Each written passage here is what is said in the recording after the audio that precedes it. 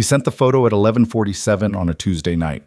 Not to his right-hand man, not to his security chief, not to anyone in the organization who would have understood the context, nodded, and deleted it without a second thought. He sent it to his pregnant wife. 8 months along, alone in the nursery they had painted together, Amara Bennett-Kang felt her phone buzz against her knee. She picked it up expecting a text saying he'd be late again. Maybe an apology. Maybe nothing at all. Instead, there was Min-jae, standing on a rooftop under the Seoul skyline, his jacket off, his tie loose, laughing the way he hadn't laughed with her in over a year. And beside him, close enough that their shoulders were touching, was a woman Amara had never seen before. Beautiful, composed, looking at him like she knew something private about him. The photo wasn't blurry, it wasn't ambiguous, it was perfectly, devastatingly clear. If you've ever held something in your hands and felt the exact moment your world shifted beneath you, you already know what Amara felt in that room. That silence, that stillness before everything breaks. This is her story, and his, and the price both of them paid for the truth neither of them was ready to face. If this is your first time here, welcome. Hit that like button and drop your city or country in the comments. I want to see how far this story travels. Subscribe so you don't miss what comes next, because I promise you, this one goes somewhere you won't expect. Now let's begin. The nursery smelled like fresh paint and cedar. Amara had chosen the color herself, a warm ivory with the faintest blush undertone, because she didn't want anything too pink, too loud. She wanted the room to feel safe, soft, like somewhere a child could breathe easily. She was sitting on the floor with her back against the crib they'd ordered from a small maker in Itaewon, the one Min-jae had approved without looking up from his laptop, waving his hand and saying, "Whatever you think is right." She had assembled most of it herself over 2 afternoons. Her back had ached for 3 days after, and Min-jae hadn't noticed because he'd slept at the office both nights. She wasn't angry about it anymore. That was the part she hadn't admitted to herself yet, that she had stopped being angry and started being something quieter and much more dangerous. Resigned. She had started moving through the apartment the way people move through airports. Efficiently. Without attachment.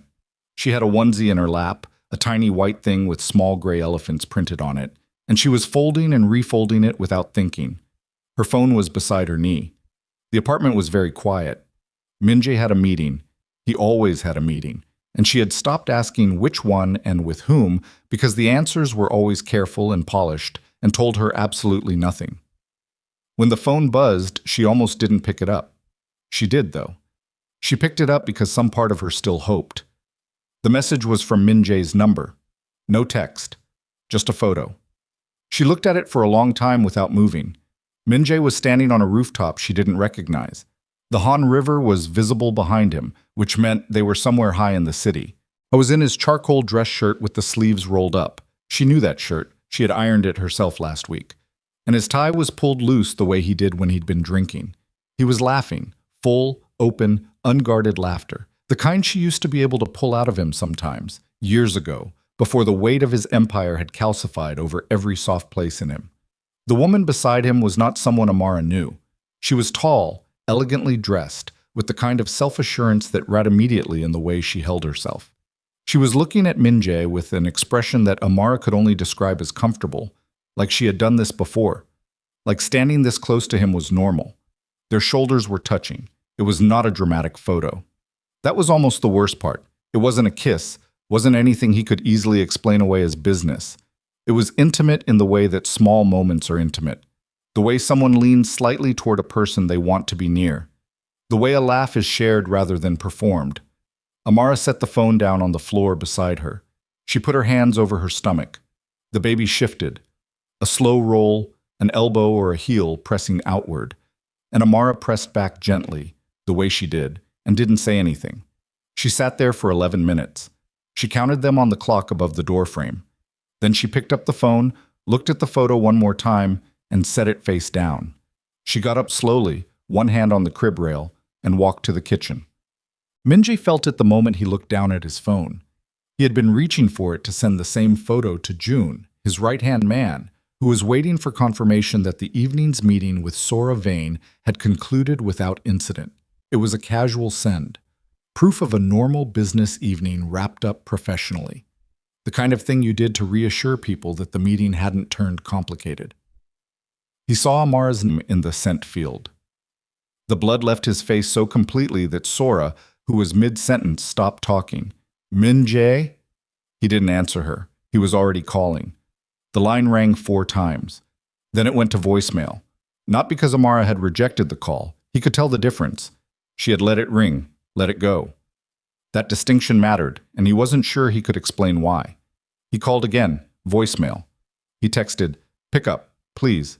2 blue ticks, read, no response. He texted again. "That photo is not what it looks like. It was a business meeting. Please call me." Read. Silence. Sora Vane was watching him. She was a perceptive woman. She had not gotten to where she was by missing things, and she said nothing. She gathered her coat from the chair beside her and said quietly, "Go home, Min-jae," and left him alone on the rooftop with the Seoul skyline spread out beneath him like a proof of everything he had built and nothing of what he had destroyed. He stood there for a moment. Then he moved. He was a man used to controlling every environment he entered. He had sat across from men who wanted him dead and held himself so still they flinched first. He had negotiated deals worth more than most governments' annual budgets without letting a single thing show on his face. Fear was something he had trained out of himself by the time he was 24. In the back of his car on the way home, his hands would not stop moving. He kept reaching for his phone and putting it down. Picking it up. Checking if she had responded. She had not. He drafted 4 different messages and deleted all of them because every single one sounded like a man building a defense rather than a man who was sorry, and some part of him, the part that was not his empire, that was just him, knew the difference. The drive from Yongsan to their apartment took 22 minutes at that hour.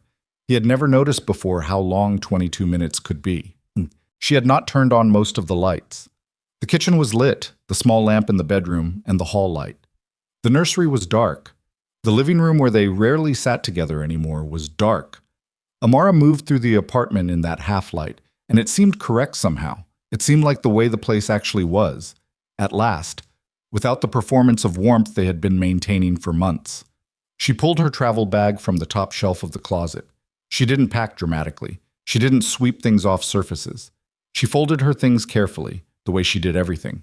Maternity clothes, her toiletry bag, the prenatal vitamins lined up by the bathroom sink, her good slippers, the photo of her mother that she kept in the nightstand drawer, the small leather journal where she had been writing letters to her daughter, 1 a week since the 5th month. She didn't pack everything. She didn't need everything. She needed what was hers. She was pulling on her coat when her phone rang again. Min-jae. She stared at his name on the screen and felt something she couldn't immediately identify. Not anger, not grief exactly. Something older and slower and more structural. The feeling of a decision solidifying. She let it ring. Then she called her brother. Malcolm picked up on the second ring because Malcolm always picked up, regardless of the hour, regardless of where he was. He had been that way since they were children. He had been the person who came. Amara. His voice was careful in that way it got when he was reading a situation before she'd told him anything. "What's wrong?" "I need to come to your place." A pause. A brief, measured one. "Are you okay? The baby?" "We're both okay, I just—" She stopped, pressed her lips together. "I just need to leave." "I'll be at the door," he said, and hung up. She wrote the letter at the kitchen table. She didn't plan to write it. She sat down, picked up the pen she used for grocery lists, and started writing and didn't stop until she was done. It wasn't long. She didn't need it to be long. She said what was true, that she was not leaving in rage, that she was not doing this to punish him, that she simply could not stay in this apartment and pretend anymore, that their daughter deserved a mother who hadn't disappeared into the silence of a home where love was the thing that kept getting scheduled for later. She asked him only one thing. She wrote it at the bottom, underlined once. "Do not find me until I am ready." She slid her wedding ring off her finger. It was not easy to do. Not because of sentiment, though there was that. The memory of him placing it there, the steadiness of his hands, the way he had looked at her with something so unguarded it had startled her. Not just that. It was also that her fingers had swollen slightly with the pregnancy, and the ring required genuine effort to remove. And she stood there at the kitchen counter working it over her knuckle for a long moment, which was not the clean dramatic gesture it might have been, and was instead just the awkward physical reality of ending something. She set it on top of the letter. Then she picked up her bag and walked to the door. Min-jae got home 11 minutes after she left. He knew before he opened the door. He couldn't have explained how. The apartment had a particular quality when Amara was in it. Not a sound, not a smell, something more ambient than that. Some quality of the air that he had never consciously registered until it was gone. He walked through the rooms without turning on lights. The nursery door was open. He stood in the doorway and looked at the crib, the soft lamp she'd set up in the corner, the folded blankets stacked on the dresser, the onesie with gray elephants folded on the changing table. The room was so completely prepared for a person who wasn't here yet that it felt like cruelty. He went to the kitchen. The ring caught the light first, small and white gold, and sitting on top of a piece of paper covered in her handwriting, which was very precise and very clear and slanted slightly to the left the way it always did. He read the letter once. Then he sat down in the chair at the kitchen table and read it again. He sat there for a long time. He was not someone who cried. This was not a point of pride for him. It simply wasn't something he did. The last time was at his mother's hospital bed, 7 years ago, in a corridor where nobody could see him. Before that, he couldn't remember. He did not cry now. He sat in the quiet kitchen with her handwriting in front of him and her ring catching the small light, and he felt something that had no name he knew for it. Something that lived below language. He reached for his phone. He stopped. "Do not find me until I am ready." He put the phone back down. Malcolm Bennett opened his apartment door before Amara could knock. He was still fully dressed, which meant he hadn't been sleeping. He rarely slept before 2 in the morning, a habit from his military years that had never fully unwound. And he stood back to let her in without making her explain herself in the doorway. She set her bag down. She sat on the couch. She put her hands over her stomach. Malcolm brought her water and sat in the chair across from her and waited. He was very good at waiting. It was one of the things she had always valued in him, that he never required her to perform her own pain for his comfort. He just sat in it with her. "He sent me a photo," she said finally. Malcolm's expression did not change. Of what? Himself, with a woman, on a rooftop somewhere in the city.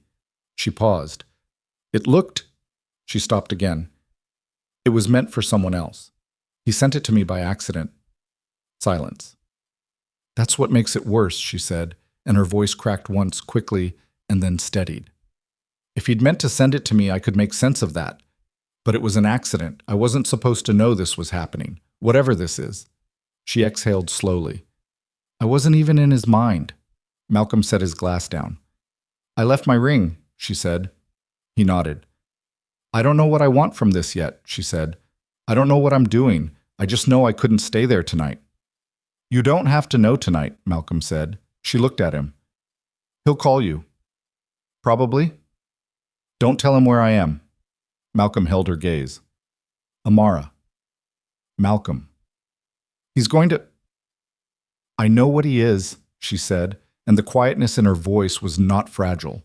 It was something formed over a long time, like stone. "I know what he can do. I know the kind of people he can call. I also know he's not stupid enough to come at you." She paused. "And I'm asking you to hold this for me. Just for now. Just until I can think." Malcolm was quiet for a moment. Then, "Okay." She let out a breath she hadn't known she was holding. "Okay," he said again, softer. "I've got you." She nodded. She didn't thank him. She didn't have to. Outside, Seoul went on being Seoul, loud and enormous and completely indifferent. And in a kitchen in Yongsan, Kang Min-jae sat with his wife's handwriting in front of him and the ring she had worn for 4 years beside it. And he did not make a single call, and he did not send a single message. And the silence he sat inside was one he had built himself, room by room, across years, without ever understanding what he was constructing until the moment he sat alone inside it. He stayed there until morning. The morning came in through Malcolm's windows without any ceremony, gray light. The particular flatness of early Seoul winter pressing against the glass. Somewhere below, a delivery truck was backing up, its warning beep cutting through the quiet at intervals, and Amara lay on the guest bed with her eyes open and her hands resting on her stomach and did not sleep. She had not slept. She wasn't sure what she had done instead. Drifted, maybe. visited the edges of unconsciousness without actually crossing over. At some point around 4, she had gotten up to use the bathroom and stood at Malcolm's small bathroom mirror for longer than she meant to, looking at her own face. She looked older than she expected. Not in a bad way. Just in the way that certain nights age a person by something that can't be measured in time. She washed her hands. She went back to bed. She lay there until the gray light became something she could call morning. When she came out of the room, Malcolm was already in the kitchen. He had made eggs. There was tea on the table, the kind she liked. The box she hadn't told him she preferred, but that he had apparently remembered from the last time she visited, 8 months ago, before the pregnancy had made travel complicated. He had remembered. She stood in the kitchen doorway and looked at the tea and felt something she couldn't say out loud, so she didn't. She sat down. He put the plate in front of her without comment. She ate because the baby needed her to eat. That was how she had been framing most of her physical maintenance for the last several weeks. Not for herself, not because she was hungry, but because her daughter needed her to. It was a useful way to keep going. "He called," Malcolm said. He sat down across from her with his own coffee. 3 times. Last night after you fell asleep. Amara looked at her eggs. "Did you answer?" "Once, the 3rd time." She looked up. "He needed to know you were safe," Malcolm said. His voice was neutral, carefully so. "I told him you were. I didn't tell him where. I didn't tell him anything else." "What did he say?" Malcolm wrapped both hands around his mug. "He said okay." She waited. "That's it," Malcolm said. "Just okay." And then he hung up. She looked back at her plate. The eggs were good. Malcolm had always been a better cook than she'd given him credit for. She ate, and the apartment was quiet, and outside Seoul continued assembling itself into another day without any input from either of them. "He's not going to stay back forever," Malcolm said. Not a warning, just a fact, offered the way he offered most things, directly, without decoration. "I know. He's not built for this kind of patience." "I know that too." "So what do you want to do, Amara?" "Not today." "Eventually." She set her fork down. She pressed her hand flat on the table, fingers spread, and looked at them. Her fingers still felt strange without the ring. The skin there looked slightly different, lighter, a small pale testament to 4 years of something. "I don't know yet," she said. "And that's not an answer I'm apologizing for." Malcolm held up his hand. "I wasn't asking you to. You were asking because you're worried." "I'm always worried. You're 8 months pregnant and you left your husband last night. Yes, I'm worried." She looked at him. "I'm okay." "You're not okay?" "I'm functional," she said. "Which is the version of okay I can manage right now." Malcolm made a sound that was not quite agreement and not quite argument and drank his coffee. Min-jae did not go to sleep. He sat at the kitchen table until the light changed, until Seoul outside the windows shifted from night to that early gray that wasn't quite dawn, and then he got up and made coffee and stood at the counter drinking it without tasting it and looked at the letter still sitting on the table. Her ring was still beside it. He had not moved either of them. At 6:15, June Park arrived. Min-jae had not called him. June had simply appeared, the way he sometimes did when he sensed something was wrong, with 2 paper cups from the coffee shop on the ground floor and the expression of a man who was not going to ask direct questions. He set 1 cup on the counter. He looked at the table. He looked at the ring and the letter and then at Min-jae. Min-jae said nothing. June sat down in the chair across from where Min-jae was standing. He wrapped his hands around his cup. He waited. This was the thing about June Park. He was not an emotional man. He was precise, efficient, occasionally ruthless in the way required by the world they operated in. He had been with Min-jae for 14 years, since they were both young and hungry and operating out of a 2-room office in Mapo-gu with second-hand furniture and very large ambitions. He had watched Min-jae build everything. He knew most of the things Min-jae had done. He had helped with some of them. But he was sitting in this kitchen at 6 in the morning, and he had brought coffee, which was the closest thing June Park had to tenderness. "She left," Min-jae said. "I gathered.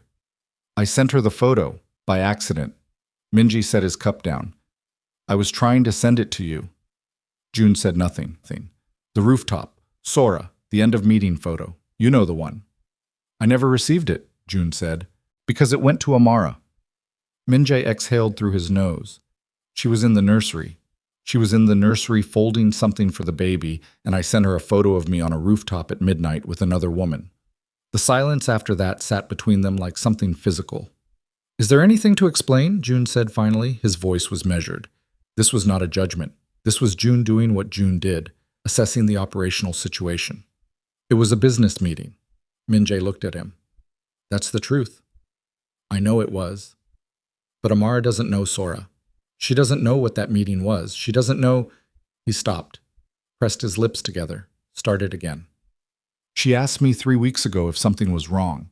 She said I had been distant. I told her everything was fine. I told her work was demanding and she was imagining things. He said the last sentence with a flatness that held something worse than anger, something like self-recognition. June put his cup down. Min-jae. I told her she was imagining things, he said again. June was quiet for a long moment. Then, so what are you going to do? Nothing. He said it immediately. June stared at him. She asked me not to come after her. She asked me. He picked up the letter, held it briefly, put it back down. She has a right to that. It's the only thing she's asked for. She's 8 months pregnant. She's with Malcolm. Min-jae's jaw tightened. He'll take care of her. He's better at it than I am. The bitterness of that sentence landed in the kitchen, and neither of them acknowledged it. And the meeting with the Busan investors, June said, tomorrow. Handle it. They want you specifically. They've been… June. Min-jae looked at him. Handle it. June looked at him for a long moment. Something moved across his face. Not concern exactly, but its functional equivalent. An adjustment. A recognition that the calculus of their usual operations had shifted in some fundamental way. Okay, he said. The call came to Min-jae's phone at 10:17 that morning, and it was not from Amara. It was from a number he knew, a sole prefix, an exchange he associated with the legal sector. And when he answered, the woman on the other end introduced herself as Claire Whitmore, attorney, and said she was calling on behalf of her client, and would he prefer to discuss the terms of a proposed separation agreement now or schedule something for later in the week. He stood in the middle of the apartment and heard the word separation and felt it move through him like something structural giving way. She's retained counsel, he said. Not a question. My client has asked me to communicate that this is not a punitive action, the woman said. Her voice was professional and not unkind. She is not pursuing immediate divorce proceedings. She is establishing a framework that protects her and her child's interests during a period of separation while both parties determine, how long has she known you? He said. A pause. I'm sorry? Claire Whitmore. How long has my wife known you? Another pause, briefer this time. I'm not at liberty to… She called you last night, he said. After she left. She called you at midnight, or she texted you and you called her this morning. That's how this works. He was not angry. His voice was very flat and very clear. Which means she didn't find you after the photo. She had already found you. Silence on the line. She was preparing for this, he said. Mr. Kang, I think it would be most productive if we… He ended the call. He stood very still in the center of his apartment for approximately 30 seconds. Then he picked up his jacket from the chair where he had draped it the night before and left. He walked for 2 hours. He had no destination. He walked through streets he usually only saw from the back of a car, past storefronts and school gates, and the particular crowded geometry of neighborhood Seoul that you lost touch with when you spent enough years at altitude. A woman pushed a stroller past him. He stopped and watched her for a moment. The automatic way she adjusted the blanket, the way she checked without looking, just by touch, and then kept walking. He stopped at a small coffee shop he didn't recognize and ordered something and sat by the window. She had already retained a lawyer. He sat with that for a long time. It meant she had been thinking about this. Not just last night, not as a reaction to the photo. She had been building an exit strategy, or at minimum allowing herself to imagine one, which meant the photo had not broken something intact. It had broken something already cracked. Something he had been telling himself was fine, was simply the natural state of a long marriage in a complicated life, was the expected friction of two people navigating different worlds. She had retained a lawyer. He thought about the last time he had looked at her. Actually looked, not the peripheral awareness he'd been running on for months. He had to go back almost to the beginning of her pregnancy to find a moment that felt real, the night they found out. She had come out of the bathroom with the test in her hand, and he'd been on the phone, and he'd held up one finger, one moment, just one moment.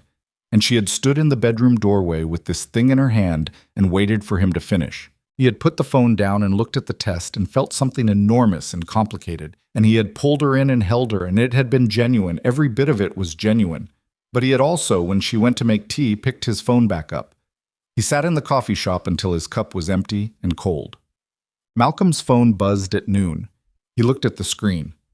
Min-jae's number. He let it buzz twice more before he answered. "She's not here," he said without preamble. "I know." Min-jae's voice was quieter than Malcolm expected. Not diminished exactly, but compressed. "I'm not calling about that. I'm calling about you." Malcolm said nothing. "I need you to understand something," Min-jae said. "I am not going to put someone on you. I'm not going to run a trace. I'm not going to use any resource available to me to find out where she is. That's a low bar, Min-jae. I know. Not tracking your pregnant wife is not a virtue. It's the minimum." A silence. "I know that too." Malcolm walked to the window, looked out at the street. "She's okay. She's resting. The baby is fine. Thank you." "Don't thank me. I'm not doing this for you." He kept his voice level. He had never liked Min-jae, not actively. He respected the man's intelligence, recognized the complexity of who he was, but he had never trusted him with Amara. He had said so once, years ago, and Amara had told him it wasn't his call, and she was right, and he had let it go. He had let it go and watched and waited, and here they were. "I'm doing it because she asked me to tell you that part, so you wouldn't worry about the pregnancy." "She told you to tell me?" "Yes." Another silence, longer this time. Malcolm heard Min-jae exhale. Just a small sound, not theatrical. The sound of a man absorbing something. "She knows what this is doing to me," Min-jae said. "And she left anyway." Malcolm kept his voice even. "Sit with that, Min-jae." He ended the call. He put his phone in his pocket and stood at the window for a moment. Then he went back to the kitchen, where Amara was at the table with her journal open, writing something in her careful, slanted handwriting, and didn't mention the call at all. The meeting Min-jae hadn't attended went badly. June told him that evening, sitting in the empty apartment, which was still lit only in the minimal way it had been since Amara left. As if Min-jae couldn't bring himself to turn on all the lights, as if full illumination required some purpose he currently lacked. "They pulled the secondary investment package," June said. He was standing because Min-jae was standing, the two of them in the kitchen, with the letter and the ring still on the table between them. June had looked at those objects when he came in and had not mentioned them. "Not the primary, but the secondary is gone. 12 million. Min-jae nodded, and Sora called. He looked up. "She's not in trouble," June said carefully. "She wanted to know if you were all right. She saw the news about—" He stopped. "What news?" June reached into his jacket and produced his phone and placed it on the table beside the ring. There was a photo on the screen, the same rooftop photo, except it was a screenshot of a text thread, blurred at the edges, and beneath it was a caption that read, "Hanul Group Chairman's private meeting partner." Sources say the real power behind the expansion is female. It was on one of the entertainment news aggregators, the kind that existed in the space between legitimate journalism and speculation, and it had been shared enough times in the last 6 hours that it had migrated from that space into something adjacent to real. Min-jae looked at the phone for a long time. "Someone forwarded it from Amara's number," June said, "or from the thread that originated from her number. We don't know if she didn't." He said it immediately. "She wouldn't. I'm not suggesting she did, but someone in her contact tree saw it. It circulated." "Who?" June shook his head. "Still working on that." Min-jae turned away from the table. He stood at the window where Seoul was lit up in that way it got at night, the particular density of a city that never genuinely went quiet. The light sources layered over each other until the sky above it was a kind of ambient orange. He had loved this view once. He had bought this apartment partly for this view. He turned back. "Find out who circulated it," he said, quietly. "Not aggressively. I don't want Amara knowing we ran anything. Just find out." June nodded. And call Claire Whitmore's office. June looked at him. Min-jae? Not to contest anything, to cooperate. His jaw was tight. Whatever condition she sets, I'll agree to. A long pause. June was looking at him with something that took Min-jae a moment to identify because he didn't see it often on June's face. It was something close to pity, but not quite. Something more like recognition. The particular expression of a man watching another man arrive late and hard at a truth everyone else has already absorbed. Okay, June said. After he left, Min-jae sat at the table. He moved the letter to one side. He moved the ring to the letter. He put his hand flat on the table, palm down, next to the two small objects that were all that was left of his domestic life. He sat there. He thought about the meeting with Sora. He reconstructed it in the cold light of consequence. The drinks, the conversation, the moment she'd said, "I think you're afraid of being ordinary, Min-jae," and he'd laughed at that, genuinely laughed, because it had cracked something open, because she had seen him, and the scene had felt good, and he had let it feel good, and had not thought about his wife sitting alone in a room, painting walls and assembling furniture and folding small clothes for their daughter. He had not thought about her. He put his head down on his arm on the kitchen table and stayed there for a while. So, 3 days after she left, Amara had a prenatal appointment. She went with Malcolm. The clinic was in Mapo, not the one she and Min-jae had been using, the private practice in Gangnam, where the equipment was state-of-the-art, and the staff knew Min-jae's name when they arrived, and everything was handled with a premium smoothness that Amara had always found slightly unreal. This was a regular clinic with a waiting room that had plastic chairs and a television tuned to a morning program nobody was watching, and the ordinary particular boredom of medical waiting. She liked it immediately. The doctor was a small, brisk woman named Yeon, who wore her hair in a tight bun and spoke to Amara directly and examined her thoroughly and said, "Everything looks very good," in the tone of someone who had delivered this verdict many times and still meant it. "Any significant stress?" Dr. Yeon asked, reviewing her chart. Amara glanced at Malcolm, who was looking at the wall. "Some," she said. "That's honest." The doctor looked up. "Manageable stress is part of life. I'll give you the threshold information. But your blood pressure is good, baby's position is good, and we're looking at a healthy trajectory to term." She closed the chart. "Do you have adequate support around you?" "Yes," Amara said. She meant it. That was the thing she had not fully understood until she'd left. She had support. She had always had support. It had been there the entire time, intact and reliable. And she had been so submerged in the particular loneliness of her marriage that she had stopped noticing everything outside it. She thought about that on the car ride back. Malcolm drove. She looked out the window. The city was doing what the city did. Indifferent, enormous, ongoing, and she felt, for the first time in a long time, something she recognized as steadiness. Not happiness, not resolution. Steadiness. The feeling of a foundation beneath her feet that was hers. "Can I ask you something?" she said. "Always." "Did you know before last night?" She kept her eyes on the window. "Did you know it was this bad?" Malcolm was quiet for a moment. He changed lanes before he answered. "I knew you weren't okay." "That's not what I asked." "I know." He looked straight ahead. "I didn't know the specifics, but I knew something was wrong. I've known for about 6 months, maybe longer." He paused. "You're very good at seeming fine, Amara." She turned to look at him. "You never said anything." "What would I have said?"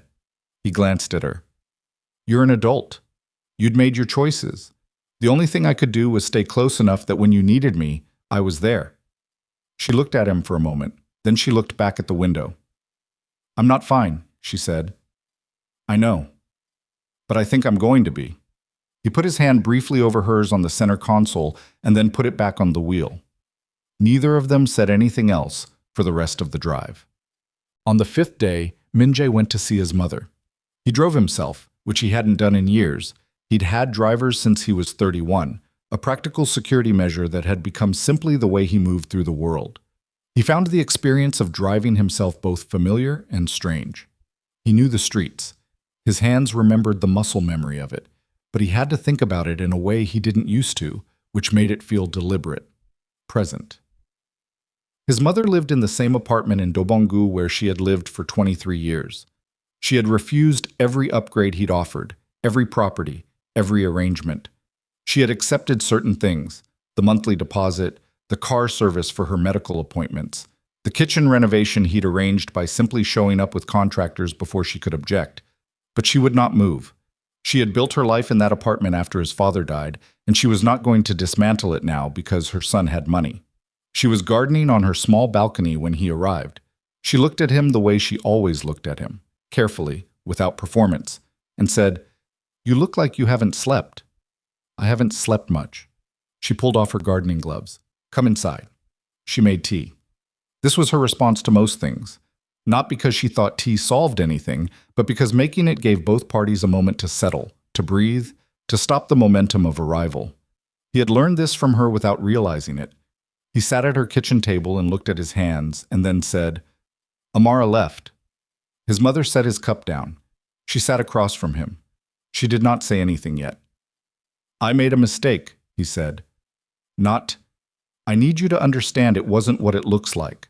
I didn't have an affair, but He stopped, tried again. "I forgot about her. Not all at once. Slowly, over years.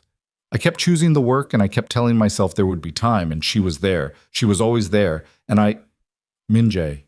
His mother's voice was quiet. He stopped. "I know," she said. He looked at her. "I've watched you do this," she said.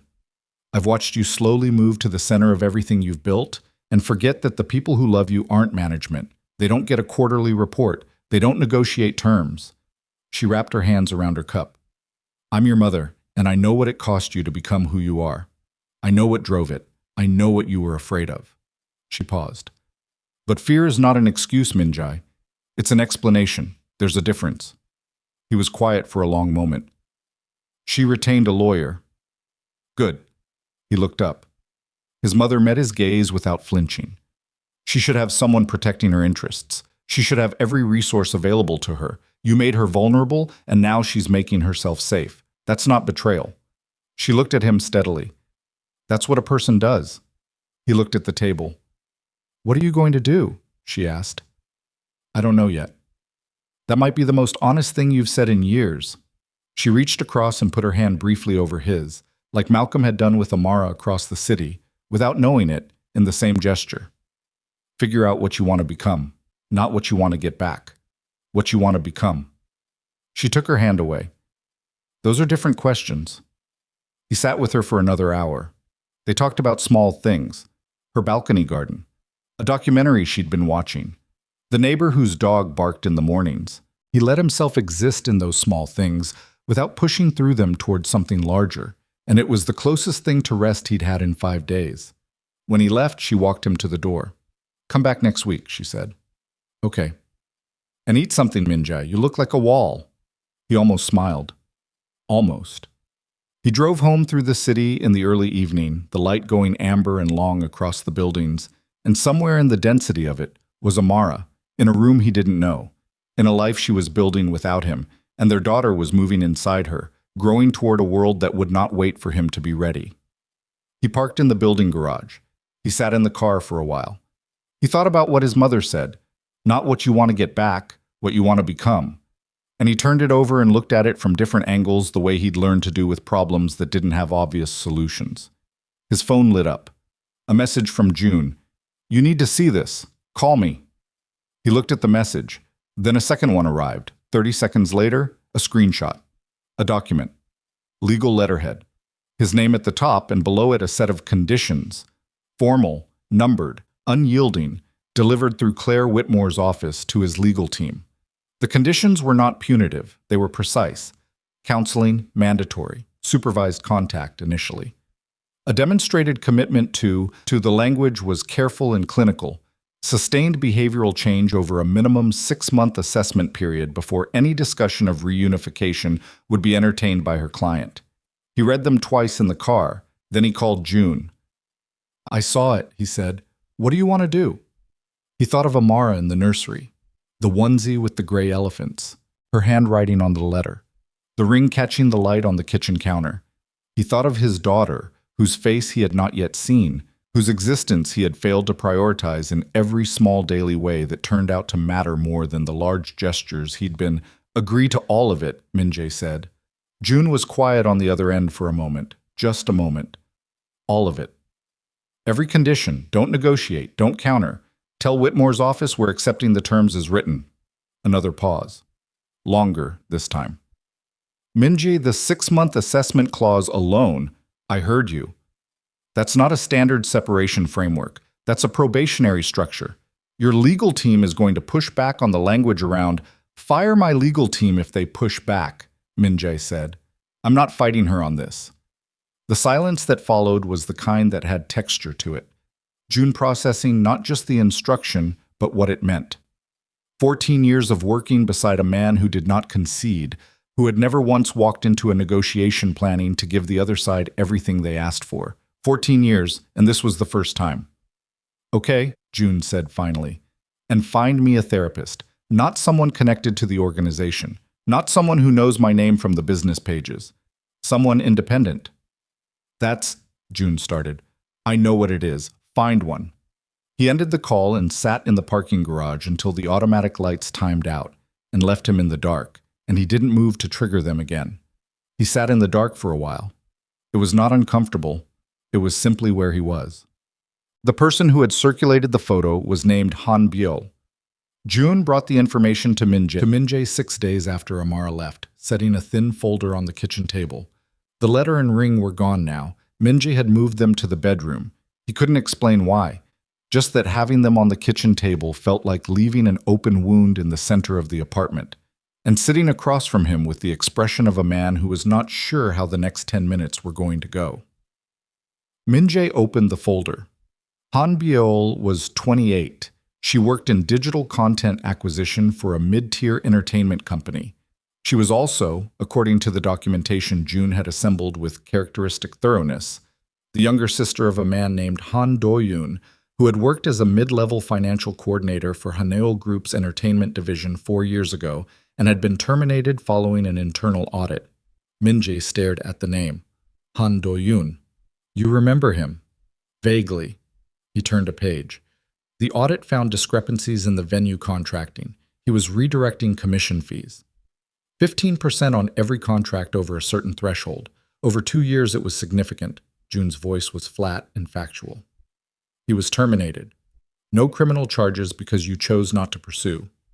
I chose not to pursue because he had a family. He had a family. June paused. He also had a younger sister who apparently blamed you personally for the termination. Han Do-yoon had a breakdown after he lost the position. Hospitalization. He recovered, but June gestured at the folder. The sister has been watching for an opportunity for 3 years. Min-jae looked at the photo reproduction in the folder. Han Byul. A young woman with a precise, contained expression. He had never seen her before in his life. She got the original from the circulating thread, June continued. Your number was visible in Amara's contact display. Someone in the thread had screenshot the delivery notification. Byul repackaged it with the caption about Sora and pushed it to 3 aggregator accounts. From there, it moved on its own. She knew it would reach Amara. She knew it would reach the public. Whether it reached Amara first was, June paused carefully, circumstantial, an accelerant rather than the ignition. Min-jae closed the folder. He pushed it back across the table toward June. June looked at the folder, then at Min-jae. What do you want to do? Nothing. Min-jae. Her brother lost his job because of a decision I made. She's angry. She used what she had. He stood up, walked to the window. Taking action against her doesn't undo anything. It just adds to the ledger. It's not about the ledger. It's about the fact that she deliberately... June. He turned around. We're not doing anything. Put the folder away.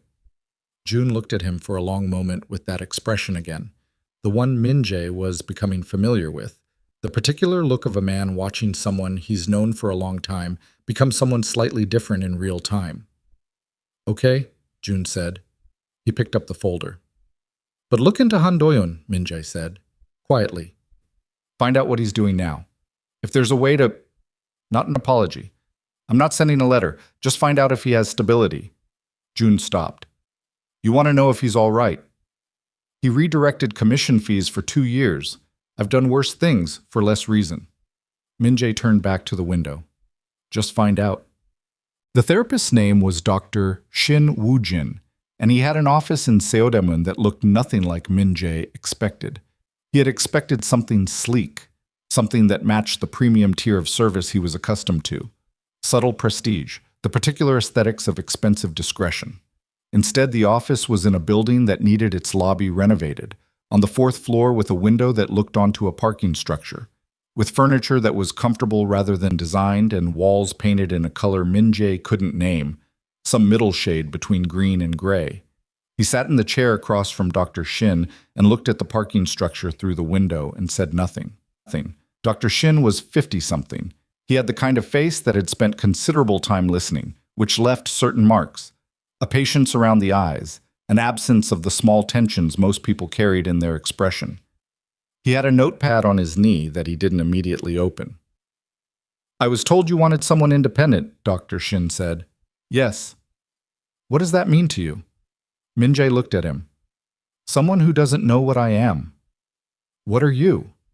The question arrived without setup, and Min-jae felt it catch somewhere in his chest. He'd expected something introductory, something procedural.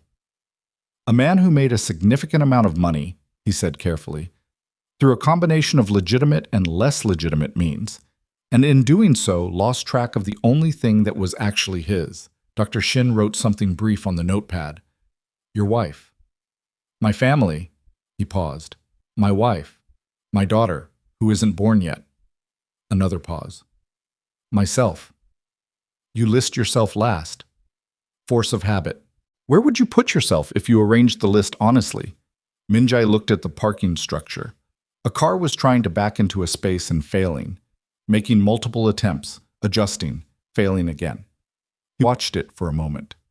"I don't know," he said. "That's a reasonable place to start," Dr. Shin said, and uncapped his pen. Sit. The first session was 45 minutes, and Min-jae said less than he had said to his mother. But he went back the following week, and the week after. In between sessions, the Empire continued its ordinary turbulence without him at the center of it, which was itself a revelation, that it continued at all. June managed the Busan situation. A junior partner handled 2 meetings Min-jae would previously have attended himself. The organization breathed without him holding it. He moved out of the apartment. This happened on a Thursday, 2.5 weeks after Amara left. He didn't make an announcement about it. He packed the things that were his clothes, his father's broken watch, the few books he'd accumulated across a lifetime of not having enough time to read them, a photograph of his mother from her 30s that he'd kept in his desk drawer, and he arranged through June's contact to move into a house in Eunpyeong-gu, a residential neighborhood with narrow streets and small shops, and none of the ambient power signaling of the building where he'd lived for 6 years. The house was not small. He was not punishing himself with austerity, but it had a garden. It had a second bedroom he did not yet know the purpose of. It had a kitchen that faced east and got morning light. He stood in the kitchen on the first morning and made coffee and watched the light move across the tile floor and didn't do anything else for 20 minutes. He thought, "I haven't stood in morning light in years." He wasn't sure what to do with that thought, so he just let it be there. Sora Vane called him on a Monday morning, 3 weeks after the night on the rooftop. He had been expecting the call. He had also been dreading it, which was a new experience. He did not generally dread conversations with business partners, regardless of their complexity. But this one carried the particular weight of consequence, the way some conversations do when they've already generated damage in the world before they've been had. "I'm sorry," she said, when he answered. No preamble. "You don't have anything to be sorry for," he said. "The photo circulating was not your doing." He was standing in the garden of the new house. The air was cold. November air, the kind that had clarity to it, that made the bare branches of the tree at the garden's edge look precise against the sky. "Sora, I need to ask you something directly." "Okay?" "That night, the conversation, when you said I was afraid of being ordinary." He paused. "Was that a business observation or was it something else?" The silence was brief. 1 beat, maybe 2. "It was an honest observation," she said. "That's all it was." "I believe you. But it mattered to you." "Not a question." "It landed somewhere," he said carefully. "Which is its own information." Another silence. The tree in the garden moved slightly in the wind. He watched it. "I think you should focus on your family, Min-jae," Sora said. "Not because I'm telling you to, because it's clearly where you actually live, even when you're pretending you don't." She paused. "The business will be what it is. It's resilient. Families are more—" She stopped. "More what?" "Fragile isn't the right word. More—" She thought about it. "More specific. There's only one of them." "Yes," he said. "Good luck," she said. And she meant it, which he could tell, and which made it worse and better simultaneously. He stood in the garden after the call and looked at the tree for a while. The cold settled into his coat. He was starting to understand something about cold, that it wasn't unpleasant if you didn't resist it, that if you stood inside it and just let it be what it was, it had a quality that was almost clarifying. He went back inside. He made a second coffee. He sat at the kitchen table and opened the small notebook Dr. Shin had asked him to keep. Not a journal, the therapist had been specific about that. Not a place to process, just a place to write down what he noticed. And he wrote, "There is only one of them." The twist came from a direction Min-jae had not anticipated. It came on a Wednesday in December, 5 weeks after Amara left, in the form of a call from a number he didn't recognize, area code he associated with the financial sector. He almost didn't answer. He'd been cutting down on unscheduled calls, part of the structural changes June was helping him implement, a deliberate reduction in the ambient noise of his life. He answered because something made him. The man on the other end gave his name as Lee Chan-ho. He said he was calling in a professional capacity. He said he had information he believed Min-jae had a right to possess. "Information about what?" Min-jae said. "About the circumstances of the photo's origin," Lee said. "Not the circulation, the origin." Min-jae went very still. "Talk." Lee Chan-ho was, it emerged over the next several minutes, an auditor. An independent one, contracted 18 months ago by a group of Hanyul Group's minority shareholders, a collective of 3 early investors who had held positions since the company's legitimate surface structure was first established, and who had grown, over time, nervous about certain directional shifts in the organization's investment priorities. They had hired Lee to watch. Lee had been watching. "The evening of the rooftop meeting," Lee said. His voice was careful, methodical, the voice of a man who had rehearsed this call. "The gathering that included yourself and Ms. Sora Vane was not a private occasion. It was a business meeting. It was also observed," Lee said, "by a party contracted to observe it. The photograph that was taken, the one that ultimately reached your wife, was not taken accidentally. It was taken intentionally, Mr. Kang, by a device placed on the rooftop 40 minutes before your arrival. The cold that moved through Min-jae then had nothing to do with the December air." "Say that again," he said. "The photo was taken remotely. The device was recovered from the rooftop 3 days after the event by a building maintenance crew. We have documentation." Lee paused. "The party who arranged the observation was not Hanbyul. Hanbyul received the image through a secondary channel and used it for her own purposes. But she was not the origin." "Then who was?" A pause that lasted 3 seconds, which was very long. "A member of your own organization," Lee said. "A senior one. Someone who had significant operational reasons to want your attention fragmented. Someone who stood to benefit from a period of emotional and organizational disruption at the top of Hanyul Group." The garden outside was very still. The tree was not moving. The morning was gray and precise, and everything in it was clear and terrible. "Give me a name," Min-jae said. Lee gave him a name. Min-jae hung up the phone. He sat at the kitchen table and did not move for a long time. The name Lee had given him was Park June. The thing about betrayal is that it reorganizes everything retroactively. It didn't hit him all at once.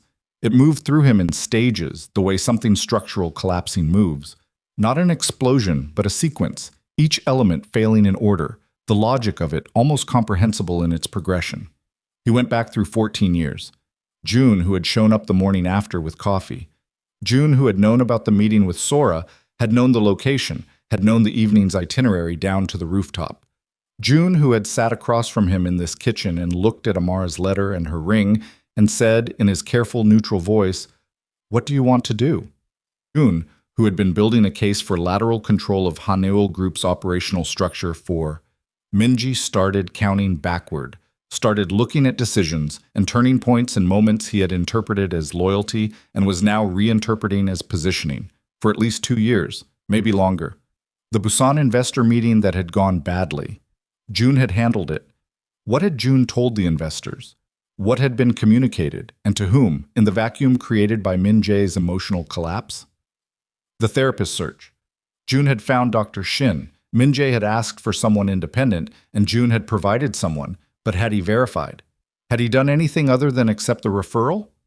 He picked up his phone. He put it down. He picked it up again and called a number. Not June's, a different one. A man named Choi Hyun-sung, who had been with the organization almost as long as June, but who operated in a different lane, who had stayed deliberately peripheral, who owed Min-jae a debt that had never been called in. Hyun-sung answered on the first ring. "I need you to do something for me," Min-jae said, "and I need it done without June knowing." A pause. The pause of a man reading a situation extremely quickly. "Okay.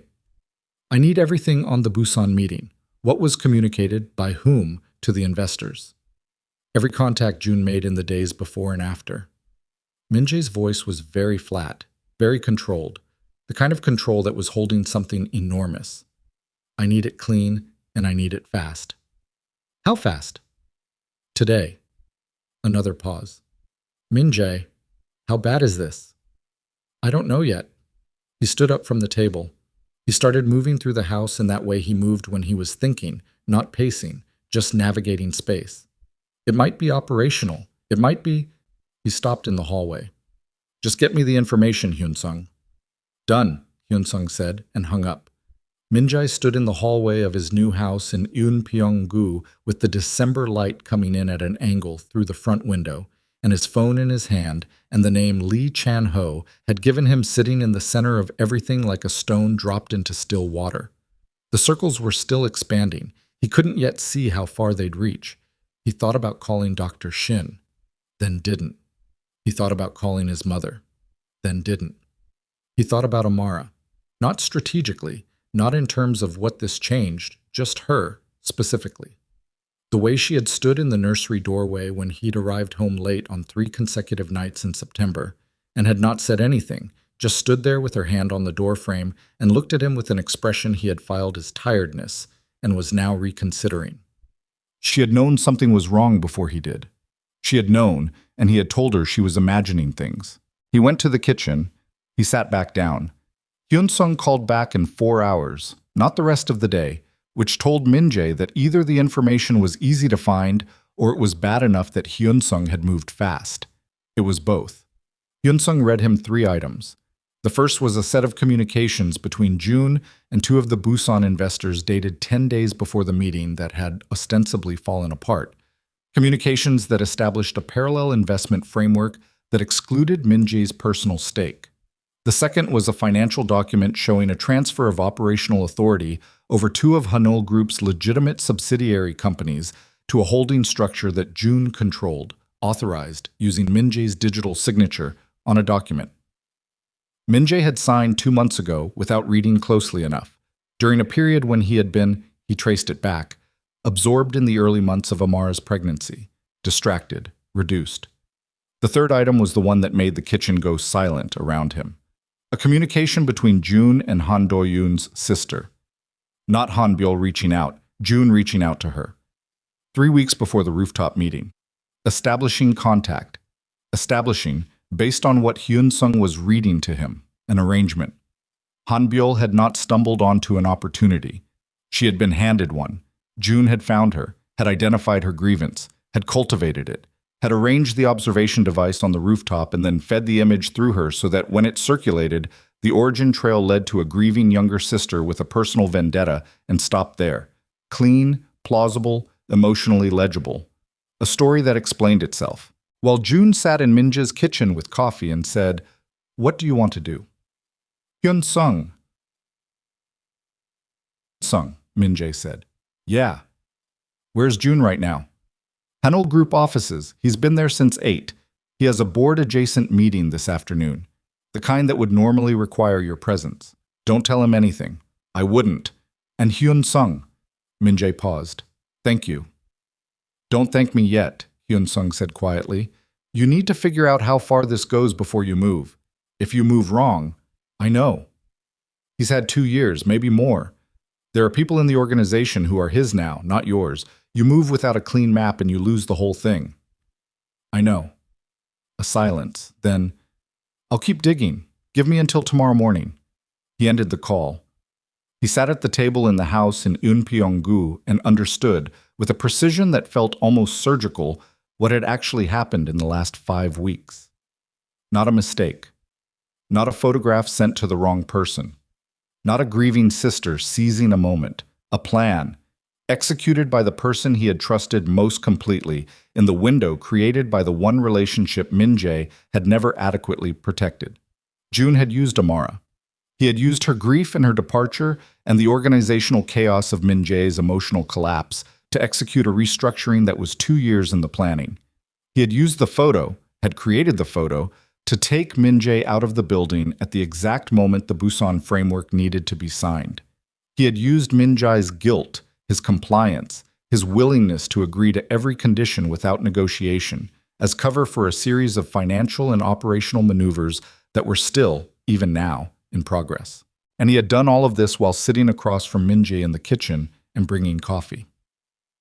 Min-jae stood up. He walked to the window. The garden was gray in the December afternoon. The tree was still, the cold pressed against the glass. He thought about what he was going to do. Not in the old way. Not the rapid operational calculation of threat and response. Not the machinery of the organization grinding into motion. He stood there and thought carefully, slowly, with the particular deliberateness of a man who understood that this moment was different from every other moment of consequence in his life, because he was different. Not finished. Not reformed into something soft and safe. But different. Because there was a woman somewhere in this city carrying his daughter, and the woman who had set up the observation device on that rooftop, and the man who had orchestrated the entire architecture of this betrayal had made one miscalculation. They had assumed that destroying Min-jae's family would destroy Min-jae. They had not accounted for the possibility that it would be the thing that finally woke him up. He picked up his phone. He did not call June. He called Malcolm Bennett. Malcolm answered on the second ring. I need to meet with you, Min-jae said. Not about Amara, about her safety. A pause, careful and precise. Why? Because the situation I'm in is more dangerous than I let myself understand, Min-jae said. And until I resolve it, everyone connected to me is exposed, including your sister. I'm asking you to trust me. I'm asking you to listen for 10 minutes because your sister is 8 months pregnant, and I have just discovered that someone I trusted completely has been orchestrating events around both of us for 2 years. The silence on Malcolm's end had a quality Min-jae recognized from his longest and most consequential negotiations. The silence of a man who was deciding whether the information being offered was worth the concession of engagement. Where? Malcolm said. Wherever you choose, Min-jae said. I'll come to you. Another pause. Then Malcolm gave him an address, Tao, a coffee shop in Mapo, public, well-lit, the kind of place that was about as far from Min-jae's usual operational environments as possible, and said 1 hour, and Malcolm was already there when Min-jae arrived. He was sitting at a corner table with his back to the wall, which was either habit or calculation, and was probably both. He had a coffee in front of him that he hadn't touched.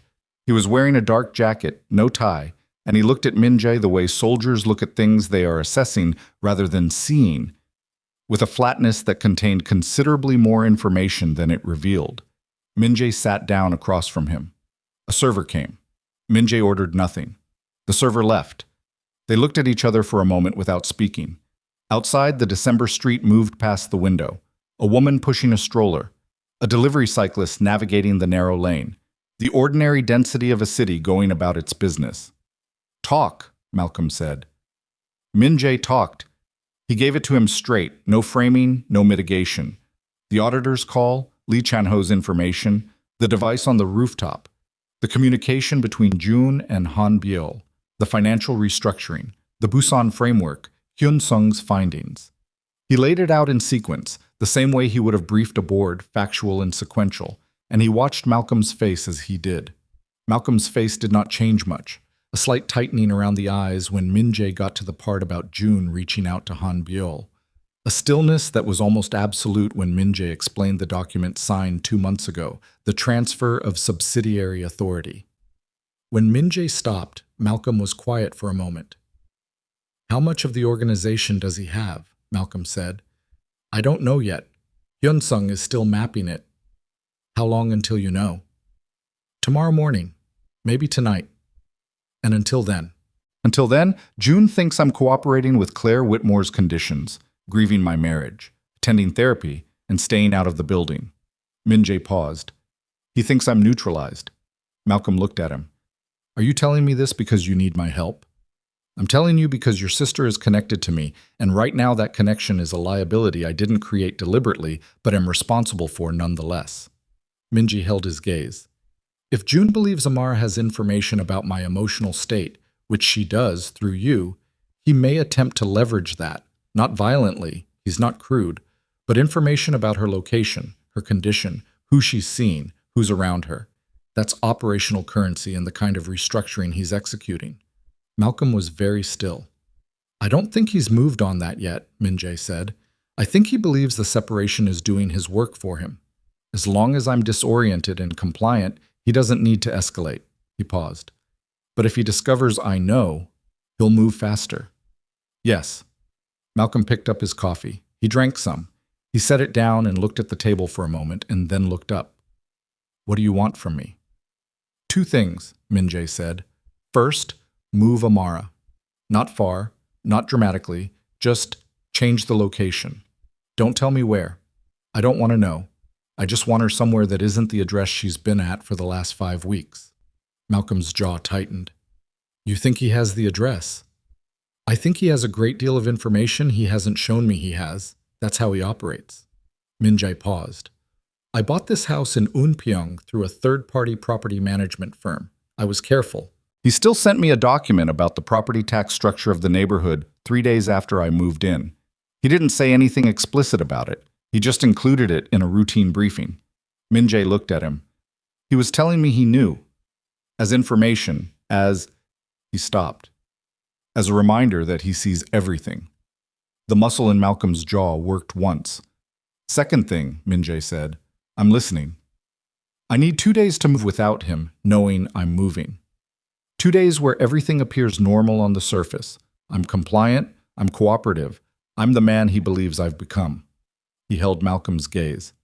"After those 2 days, I'm going to walk into Hanol Group's offices and I'm going to end this.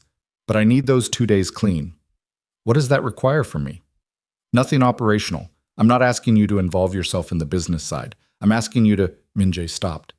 This was the part he had thought about on the drive from Eunpyeong. The part that was hardest. Not because it was complicated, but because it required him to say something he didn't know how to say without it sounding like a transaction. "I'm asking you to not tell Amara what I've just told you.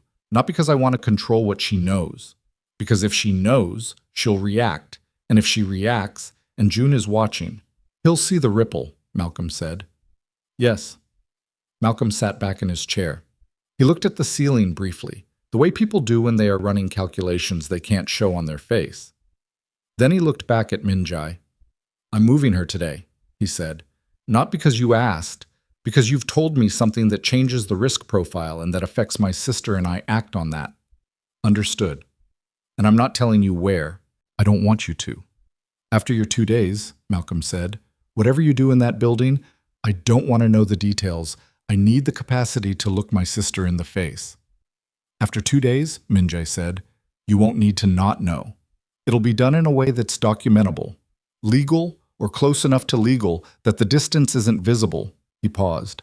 "I've spent 20 years not doing things that way. I'm learning." Malcolm looked at him for a long time. The assessment in his eyes was real and thorough, and Min-jae sat inside it without moving.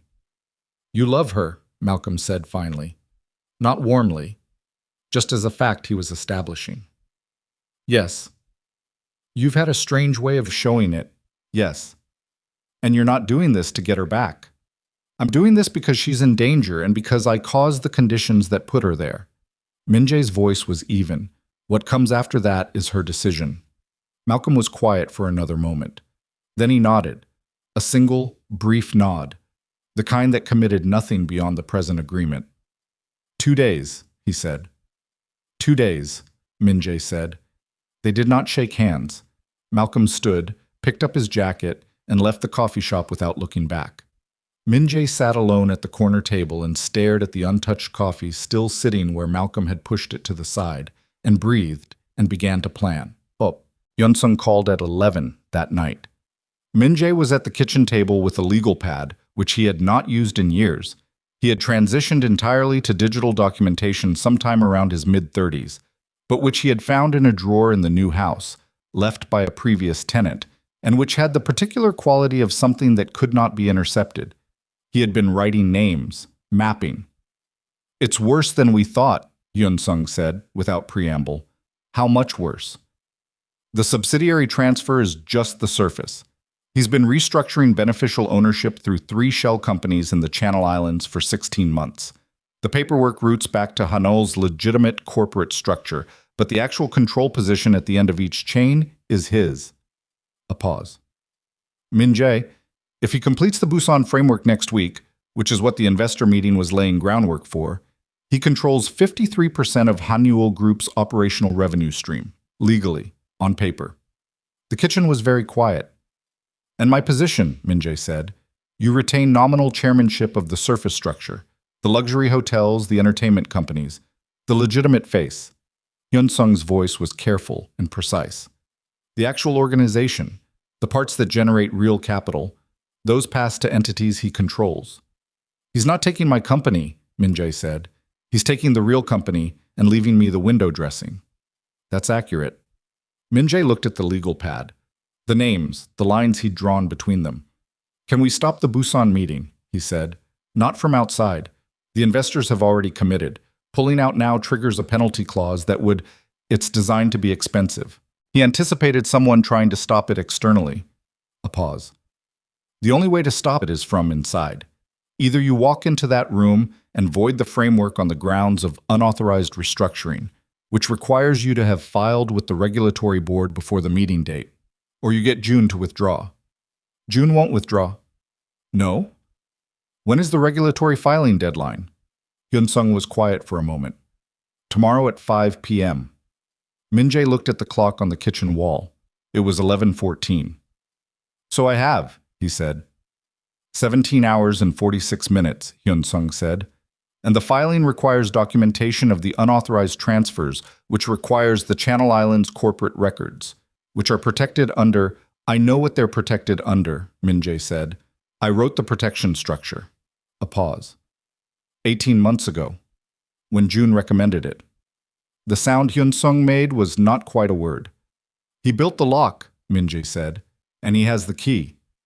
He pressed his fingers flat against the legal pad, "which means I need to get it from him before tomorrow at 5 without him knowing I'm coming." "Min-jae?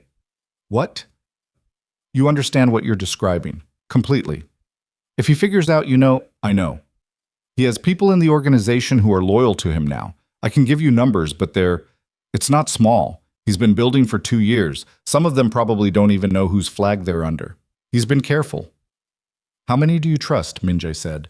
"Of the people still loyal to me, definitively." A pause while Hyun-sung counted. 4, he said.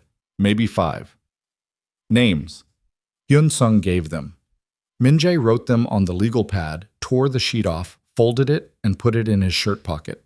"Get me a meeting with all of them," Min-jae said. 6 a.m. tomorrow. Somewhere not connected to the organization."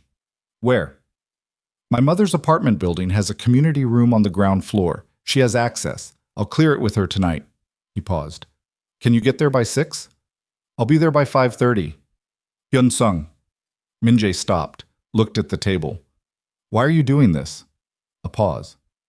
"You didn't crush Han Do-yoon when you could have. You found out about his sister and you said leave it alone." Another pause. "I've worked for a lot of people, Min-jae. I know the ones who don't leave things alone." The call ended. Min-jae called his mother. She answered on the second ring. It was nearly midnight and she did not sound sleepy, which either meant she hadn't been sleeping or that she had developed over decades of raising him the particular capacity to come fully alert at the sound of his voice. He said, "I need a favor, and I need you to not ask questions until afterward." She said, Use the community room. I'll tell Mr. Back the boiler needs checking. He said, thank you. She said, be careful, and hung up. He slept for 3 hours. He woke at 4:30 with the particular alertness of someone whose body had decided that 3 hours was its final offer, and he dressed in the dark in clothes that were neither his business armor nor the casual wear he'd been defaulting to since moving to Eunpyeong. Something in between. He made coffee. He drank it standing at the kitchen window, looking at the garden in the pre-dawn dark, the tree a shape against a slightly lighter sky, and he let himself think about Amara for exactly 5 minutes. Just her. Not the situation, not the strategy, not the legal frameworks or the organizational maps. Just her in Malcolm's apartment, presumably somewhere different now, sleeping or not sleeping, her hands on her stomach, their daughter moving or still inside her. 5 minutes. Then he put it away and picked up his jacket and left.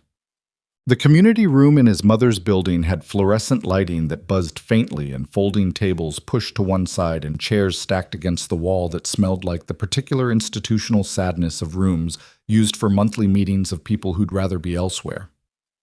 Hyun-sung had pulled 4 of the chairs down and arranged them in a rough circle by the time Min-jae arrived. The other 4 men were already there. Cho Sung-won from financial operations, a precise 50-year-old man who had run numbers for the organization since before Min-jae had real power. Nakwan-hee, head of physical security for 3 of Haneul's legitimate properties, and a man whose loyalty was the simple, non-ideological kind that grew from years of fair treatment. Bae Jung-sik, a younger man, late 30s, who handled regulatory liaison and who Min-jae had promoted twice over Jun's recommendation, and a woman named Yu Mirai, who ran Haneul Group's internal communications, and who had been with the organization for 11 years, and who Jun had, for reasons Min-jae now understood, never liked. They looked at him when he came in with expressions that ranged from guarded to openly worried.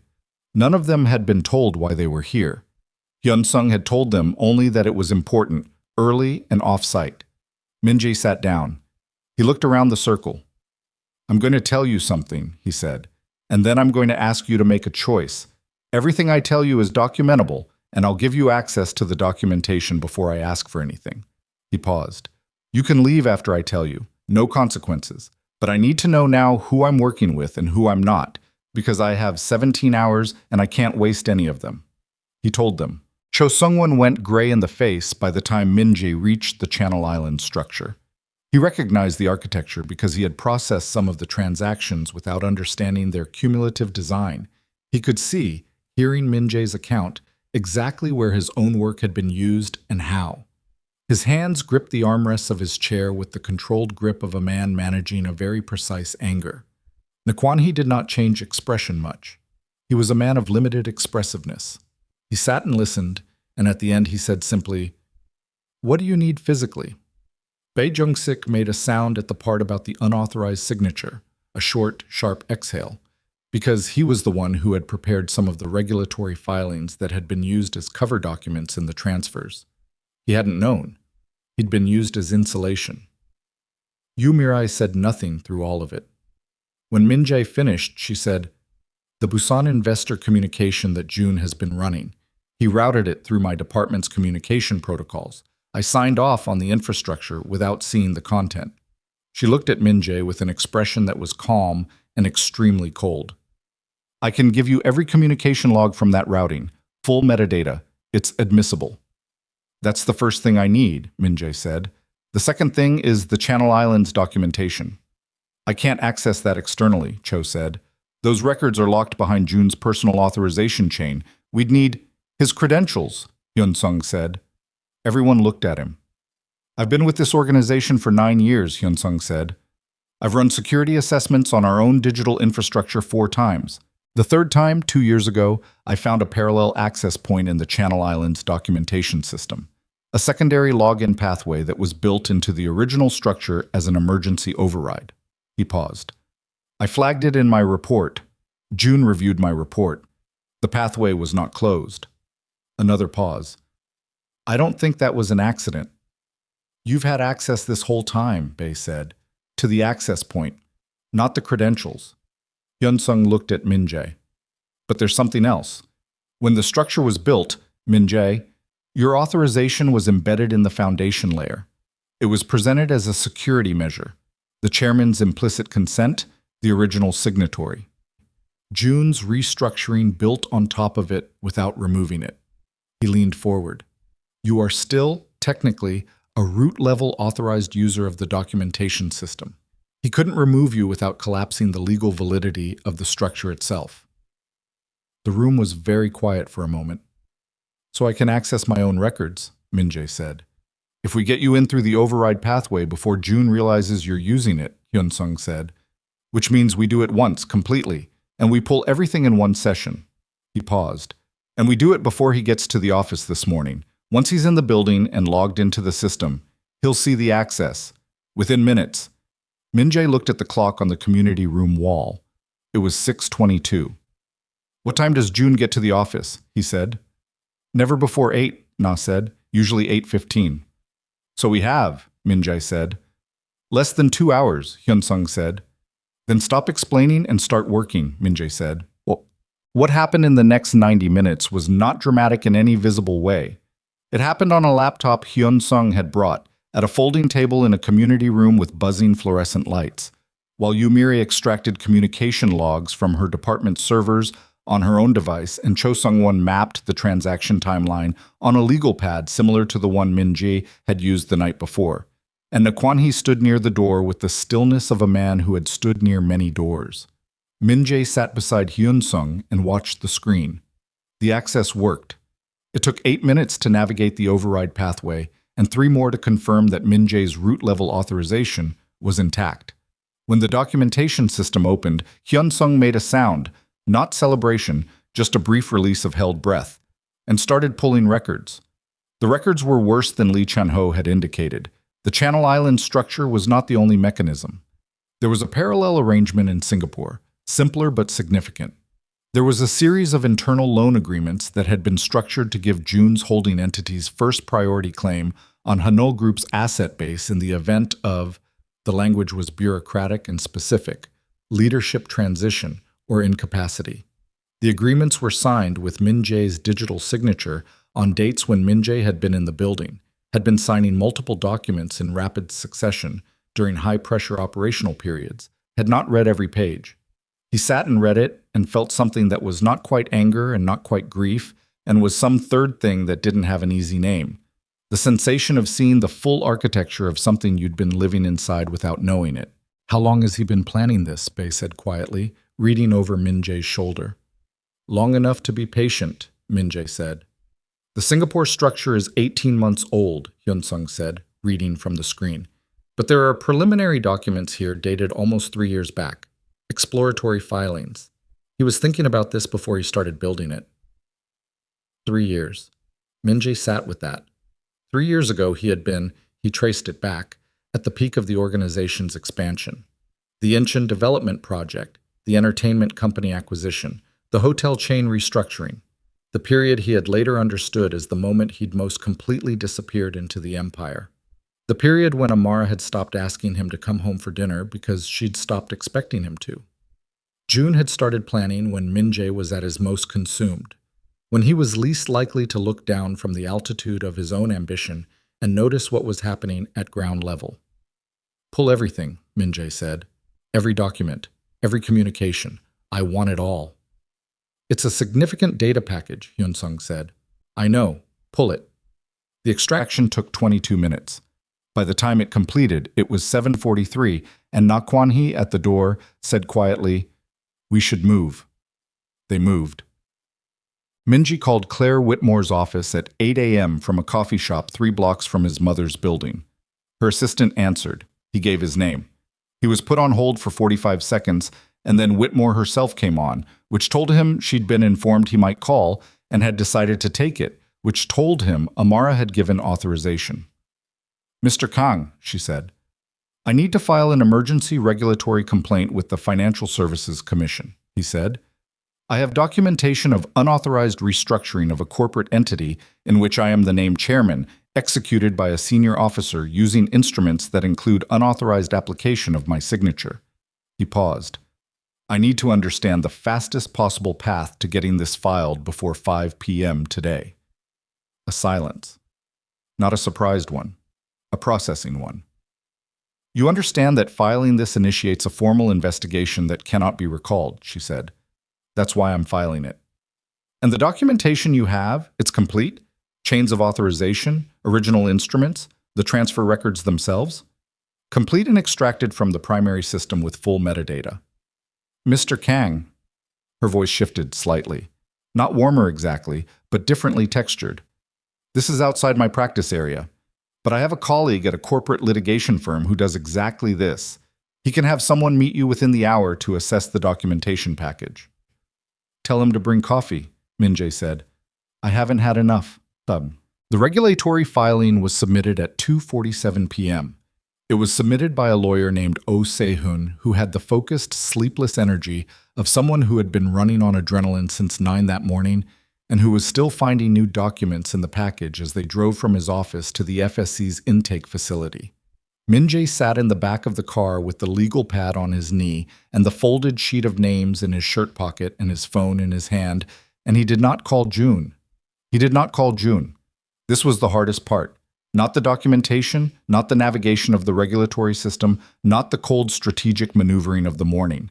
The hardest part was sitting inside the knowledge of what June had done and not calling him, not confronting, not letting him know the ground had shifted. Every instinct Min-jae had built over 2 decades. The instinct for direct action, for confrontation, for looking an enemy in the eye across a table and making the terms of their defeat perfectly clear. Every one of those instincts was telling him to call. He didn't call. He held still. At 3:20, his phone lit up with June's name, a regular check-in call, the kind they had every other day. Min-jae answered it. How are you, June said. The warmth in his voice was genuine sounding. It always had been. That was the thing Min-jae understood now. It wasn't performance. June was not the kind of operator who performed warmth. He was the kind who had simply decided, at some point, that warmth and betrayal were not mutually exclusive. That you could genuinely care for someone and also systematically dismantle everything they'd built. Because in his framework, Min-jae taking himself out of the game was mercy, was an intervention, was the kind of thing a friend did for a man who had lost the plot. I'm okay, Min-jae said. His voice was even. Therapy session this afternoon. Good, June said. And he meant it. That was the terrible thing. He meant it. You sound steadier. I think I am, Min-jae said. Slowly. The Busan meeting is day after tomorrow, June said. Casual. Informational. I'll handle it. You don't need to be there. I know, Min-jae said. Thank you, June. Of course. A pause. Get some rest tonight. I will, Min-jae said. He ended the call. He sat in the back of Oh Se-hoon's car and looked out the window at Seoul passing and felt the weight of 14 years of friendship. Real friendship, genuine in its way, complicated in ways he was still mapping, sitting in his chest like something physical. It was not clean. It was not the righteous anger he might have expected. It was worse than that. It was the grief of a man who had just understood that the person he'd most trusted had been running a parallel life inside their friendship for years, and that some part of the friendship had still been real anyway, and that both things could be true, and that both things were terrible. The filing was submitted. Min-jae sat back and closed his eyes for 30 seconds. Then he opened them and called Hyun-sung. It's done, he said. Phase 2. Ready, Hyun-sung said. Nakwan-hee is in position? In the building, lobby. He's been there since 1. Yumirai? She's routed the communication protocols. When you walk in, everything that goes through her system gets copied externally, real time. Cho. With Oh Se-hoon's team, cross-referencing the transaction documents against the originals in Haneul's accounting system. They're finding discrepancies that are... Hyun-sung paused. Min-jae, some of this June executed while sitting in the room with you, in meetings where you were the one talking. You were signing things he slid across and you didn't look down. I know, Min-jae said. I'm not telling you to make you feel worse. I know that too. He paused. I was distracted. I was consumed. I was exactly what he needed me to be. A breath. That's also information about what I was, about what I'm not going to be anymore. Okay, Hyun-sung said quietly. I'm going to the building, Min-jae said. Not in an hour. Now. A pause. He's there. I know he's there. Min-jae. He knew everything about me, Hyun-sung. For 2 years he watched every weakness I had and used every single one of them. He used my guilt about Amara. He used my pride. He used the photo of my pregnant wife to clear a room so he could sign a document. Min-jae's voice did not rise. It went the other direction, lower, flatter, with a density to it that came from somewhere central. He's going to look me in the face when I walk into that room. And I need him to understand that I know, not because I want to watch him react, because he built this plan on the assumption that I was a man who could be managed by his own emotions, and I am going to stand in front of him and prove to him that I am not that man anymore. A long silence on Hyun-sung's end. I'll be at the building in 20 minutes, Min-jae said. Tell Na. He ended the call. He looked at Oh Se-hun, who was in the front seat and had been professionally not listening for the last 10 minutes. Drop me at Hanol Group, Min-jae said. Oh Se-hun looked at him in the rear-view mirror. The filing is done. You don't need to... I know, Min-jae said. I'm not going for the filing. Oh Se-hun drove. The Hanol Group building was in Gangnam, 42 floors of glass and steel that Min-jae had moved his operations into 7 years ago, when the organization had outgrown its previous locations. He had chosen the building because of the view from the top floors. The entire basin of Seoul spread out below, the Han River visible on clear days, the sense of altitude and perspective that he had mistaken for power and had been, he understood now, simply height. The lobby staff knew him. Of course they did. He had employed most of them. The security desk registered him with the familiar deference of people who had learned not to make eye contact too directly, not to speak unless spoken to calibrate their behavior to the ambient mood of the man entering. He walked to the elevator. Nakwon-hee fell into step beside him without a word, which was correct, which was exactly what Min-jae had asked for. Not a show of force, not a visible escalation, just a physical presence whose meaning June would understand immediately when Min-jae walked through the door. The elevator took them to the 38th floor. June's office was at the end of the hall, a corner room that Min-jae had given him 12 years ago as an acknowledgement of his role, his indispensability, his centrality to everything Min-jae was building. The door was glass, partially frosted, and June was visible through it, sitting at his desk with his jacket on, working, the particular absorbed quality of a man who was not expecting anything unusual this afternoon. Min-jae pushed the door open without knocking. June looked up. The moment of recognition moved across his face in stages. First the neutral, familiar acknowledgement of Min-jae entering a space he had every right to enter. Then something else, a flicker, small and fast, that Min-jae would have missed if he hadn't been looking for it, and that told him everything he needed to know about whether Lee Chan-ho's information was correct. The flicker of a man who had seen something he did not expect. Min-jae closed the door behind him. He sat down in the chair across from June's desk. The chair he'd sat in hundreds of times, briefings and strategy sessions, and the long late evenings when they'd worked through problems together with takeout containers on the desk between them. And he looked at June and said nothing. June said nothing either. The quiet lasted for 15 seconds, which was very long. You know, June said, not a question. I know, Min-jae said. June's expression did something complicated. He looked down at his desk for a moment, at the documents in front of him, and then looked back up. His hands, Min-jae noticed, were completely still. The hands of a man whose discipline did not break at the surface even when things were breaking below it. The FSC filing, June said, submitted at 2:47. The Channel Islands documentation. Extracted this morning. Full metadata. Full chain of authorization. Min-jae paused. You left my root-level access intact. I needed the structure's legal validity to be unimpeachable, June said. Removing the original signatory would have created a vulnerability. He said it the way you discuss an engineering choice. Cleanly. Without apology. I know, Min-jae said. You used it. I used it. June looked at him for a long moment. Something moved in his face. Not guilt exactly. Not the contrite expression of someone who had been caught doing something they knew was wrong. Something more complicated. Something that looked, and this was what Min-jae had not expected, like relief.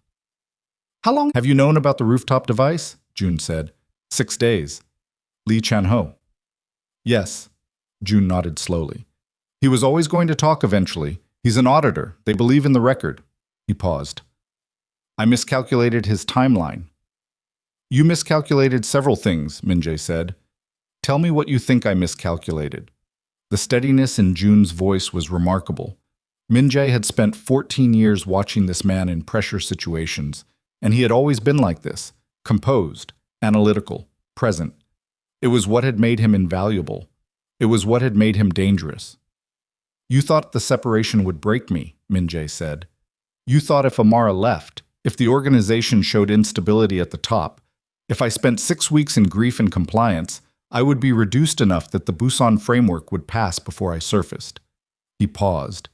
You thought I would be managed by my own emotions long enough for the documents to clear. That's accurate, June said, and it almost worked. It almost worked, Min-jae agreed. What stopped it? I stopped being the man you were managing. Min-jae looked at him steadily. I don't know exactly when. Somewhere in the 5 weeks. He paused. She left me. And instead of collapsing, I sat in a kitchen at midnight and started making different decisions. June looked at him. The expression on his face shifted again. The relief was more visible now, and Min-jae finally understood it. June had been running this plan for 2 years. 2 years of proximity, of sitting in rooms, of maintaining the surface of their friendship while building the framework beneath it. That kind of sustained performance exhausted a person in ways they didn't always show. I have been watching you disappear for 5 years, June said. His voice was still measured, but something had changed in the texture of it. You built something extraordinary, and then you turned it into a prison and locked yourself inside and called it success. He leaned forward slightly. I tried to tell you, in the ways available to me, you didn't hear it. So you decided to force the issue.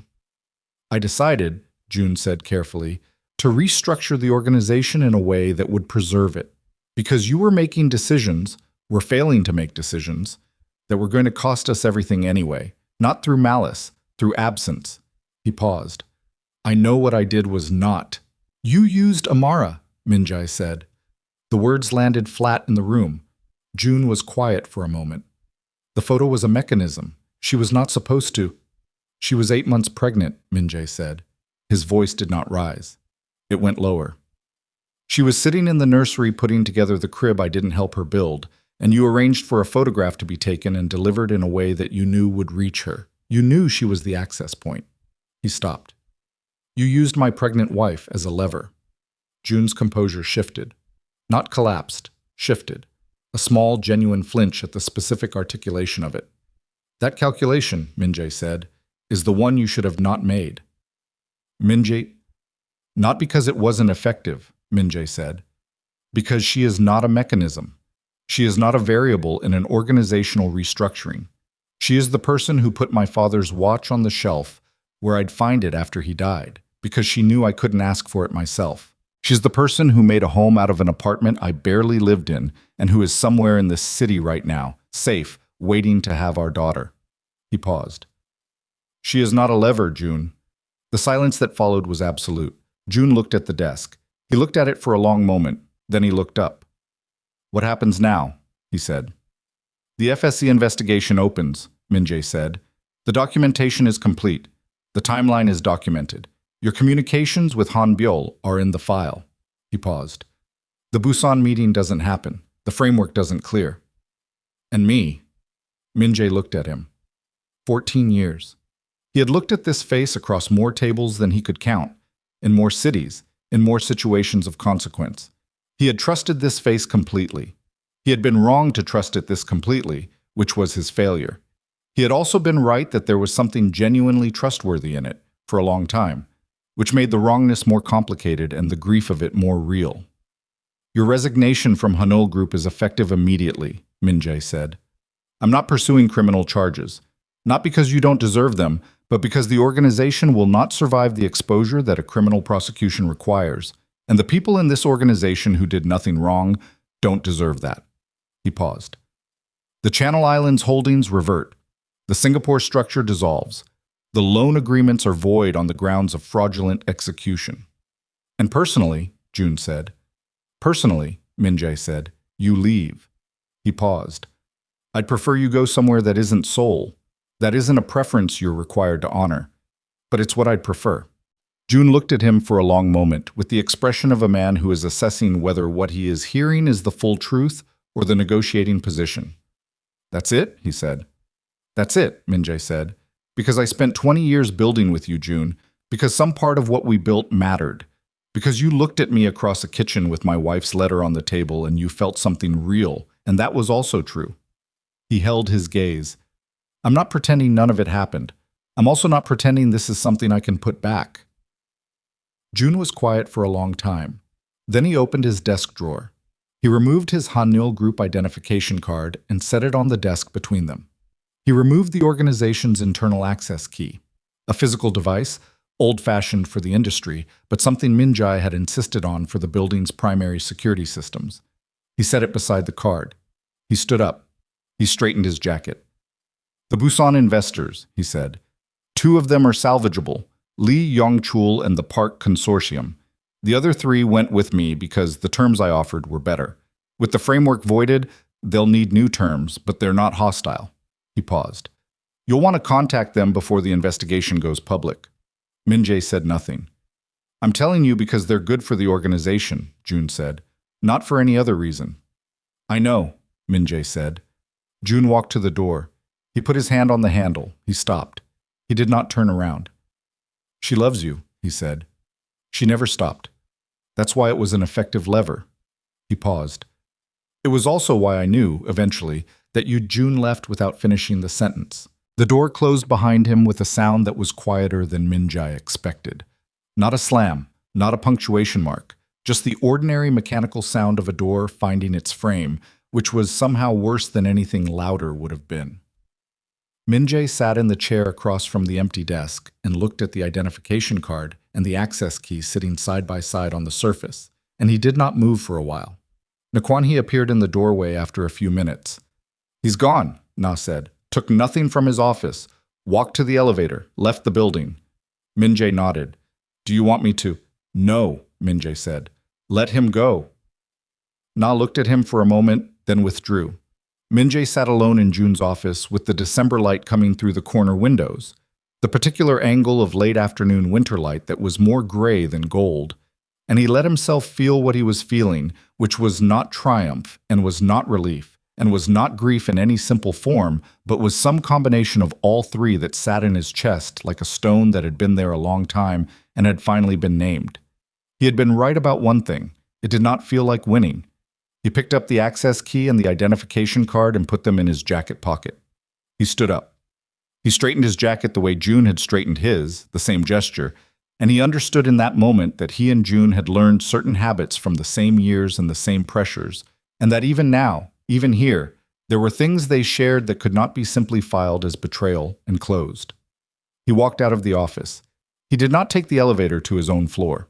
He pressed the button for the lobby and rode down in the quiet of the empty car and walked out through the building he owned into the December street and stood on the pavement for a moment with Seoul moving around him in every direction and breathed the cold air and let it be cold.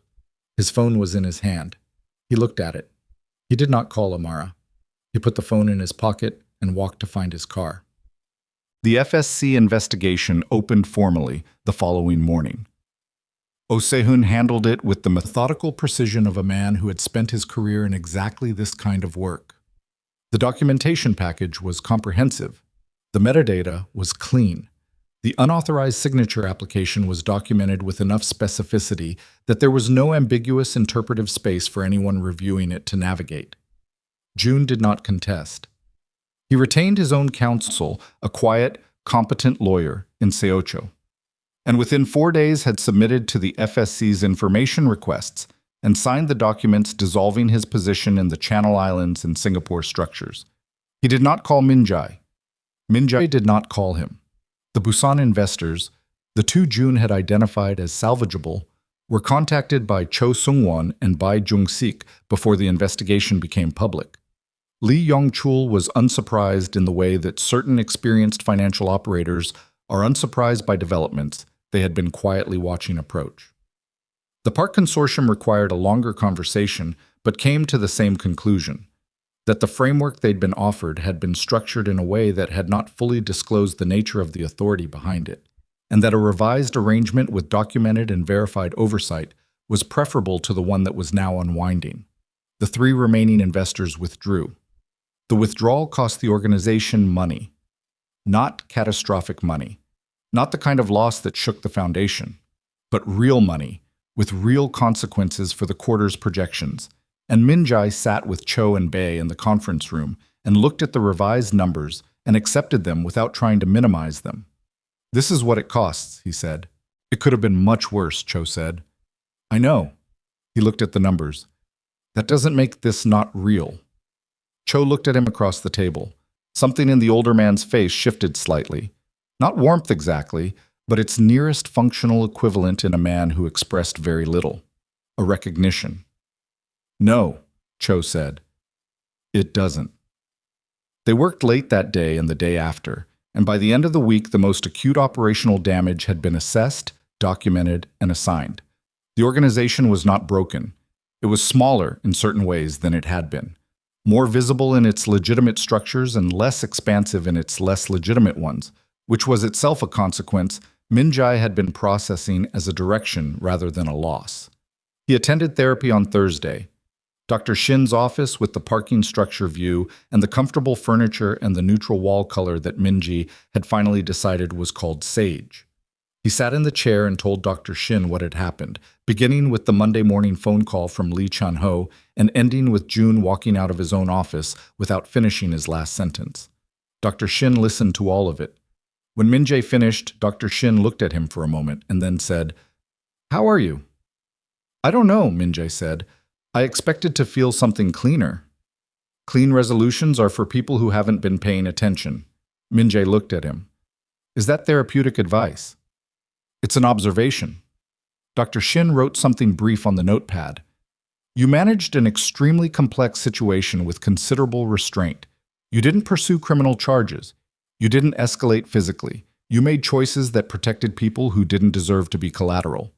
He paused. "How does it feel to have done all of that?" "Necessary," Min-jae said. "Not virtuous, just necessary." "Is there a difference for you?" Min-jae considered it. "When you do something virtuous, you feel it. Something in you recognizes itself." He paused. "What I feel is more like, I didn't have another option that I could live inside. Not a choice made from the high ground. A choice made because the other options were worse." "That's a reasonable description of most moral progress," Dr. Shin said. They were quiet for a moment. "I want to see my daughter," Min-jae said. "I know. I don't mean—" He stopped. "I'm not going to go to Amara and present this as the resolution of everything. I understand that these are separate. What happened in the organization, what happened between us." He paused. "But I want her to know that the person who is going to walk into the hospital when she has our daughter is not the same man who sat in this city for 5 weeks, pretending he was managing his grief while June dismantled everything around him." He looked at the window, the parking structure, a pigeon sitting on the top-level railing, completely still in the cold. "I want her to know that I understand what I cost her." "Have you told her?" "Not yet." "What are you waiting for?" He thought about it. "Her to be ready," he said. "She asked me to wait until she was ready. I'm still waiting. And if she's not ready before the baby comes, then I'll be at the hospital because she's the one who decides that, and I'll stand wherever she puts me, and I'll hold my daughter, or I won't hold my daughter yet, and I'll do whatever she tells me." He paused. "That's not strategy. That's what I owe her." Dr. Shin wrote something on the notepad. He did not share what it was. "Same time next week," he said. The call came on a Tuesday morning 3 weeks later. Min-jae was in the kitchen of the house in Eunpyeong, standing at the counter with his coffee, looking at the snow that had come overnight and settled onto the garden in a way that made the tree look entirely different. The same structure, the same bare branches, but covered now in something that changed its quality, made it look for the first time like something capable of rest. His phone lit up. Malcolm's name. He answered before the second ring. "She's in labor," Malcolm said. His voice was steady and concise. "Hospital in Mapo. Been there since 4 a.m. A pause. She said you can come. The mug in Min-jae's hand was still warm. He put it down on the counter carefully, precisely, the way you set something down when your hands are not entirely steady. Is she? She's fine. The baby is fine. She's been in labor for 5 hours and the doctor says we're looking at a few more. Another pause. And in this one, Min-jae heard something he did not expect from Malcolm. Not softness exactly, but the absence of the edge that had characterized every exchange between them for the last 2 months. Come, Min-jae. He was in the car in 4 minutes. He drove himself. The hospital was a regular one, not the private practice in Gangnam, not the premium facility with the staff who knew his name.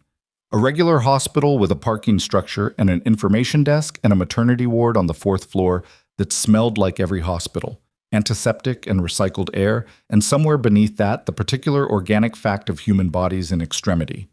Malcolm was in the waiting area outside the maternity ward. He was standing rather than sitting, which told Min-jae something about the last several hours. He looked at Min-jae when he came through the doors with the same assessing stillness he always had, and then he said, "She knows you're coming. She asked us to let you know when you arrived." "How is she?" Min-jae said. "Tired. In pain." Malcolm looked at him. "She's doing it, though. She's—" He stopped. Something moved briefly across his face. "She's remarkable." "I know," Min-jae said. Malcolm looked at him for another moment. Then he stepped aside and gestured toward the hallway. "Room 412, he said. Min-jae walked. The hallway was not long. He had been in harder places, rooms where things had been decided that could not be undone, conversations where the entire subsequent shape of circumstances had turned on a single exchange. He had walked into those rooms without breaking stride. This hallway took him longer. He stopped outside the door. He put his hand flat on the wall beside it and breathed for a moment. Just breathed. Let his heart rate do what it was going to do and didn't try to manage it, which was itself something new, the decision not to manage. He pushed the door open. Amara was in the bed with the upper portion raised so she was half sitting. She was wearing a hospital gown and her hair was back and she was connected to a monitor whose steady rhythm filled the room with a sound Min-jae found, to his surprise, deeply reassuring. She looked exhausted. She looked like someone who had been working hard for hours and had more hours ahead of her. She looked like herself in a way that the polished surfaces of their former shared life had not always allowed. Raw, present, entirely without performance. She looked at him when he came in. They looked at each other across the room for a moment. "Hi," she said. Her voice was rough. Not from emotion, from labor, from the physical reality of it, from hours of breathing and pushing and the work of the body that no amount of money or power could be sent in to handle on your behalf. "Hi," he said.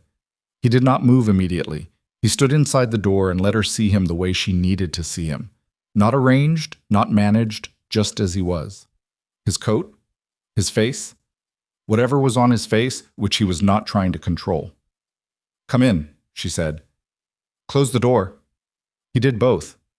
He pulled the chair beside her bed a few inches from where it was, not dramatically, just adjusted it, and sat down. Close enough that she could reach him without moving much. Far enough that she had the space of her own body.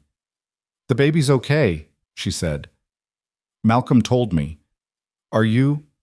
"I'm in labor," she said. "It's not comfortable." A ghost of something moved across her face. Not quite a smile. The muscle memory of one.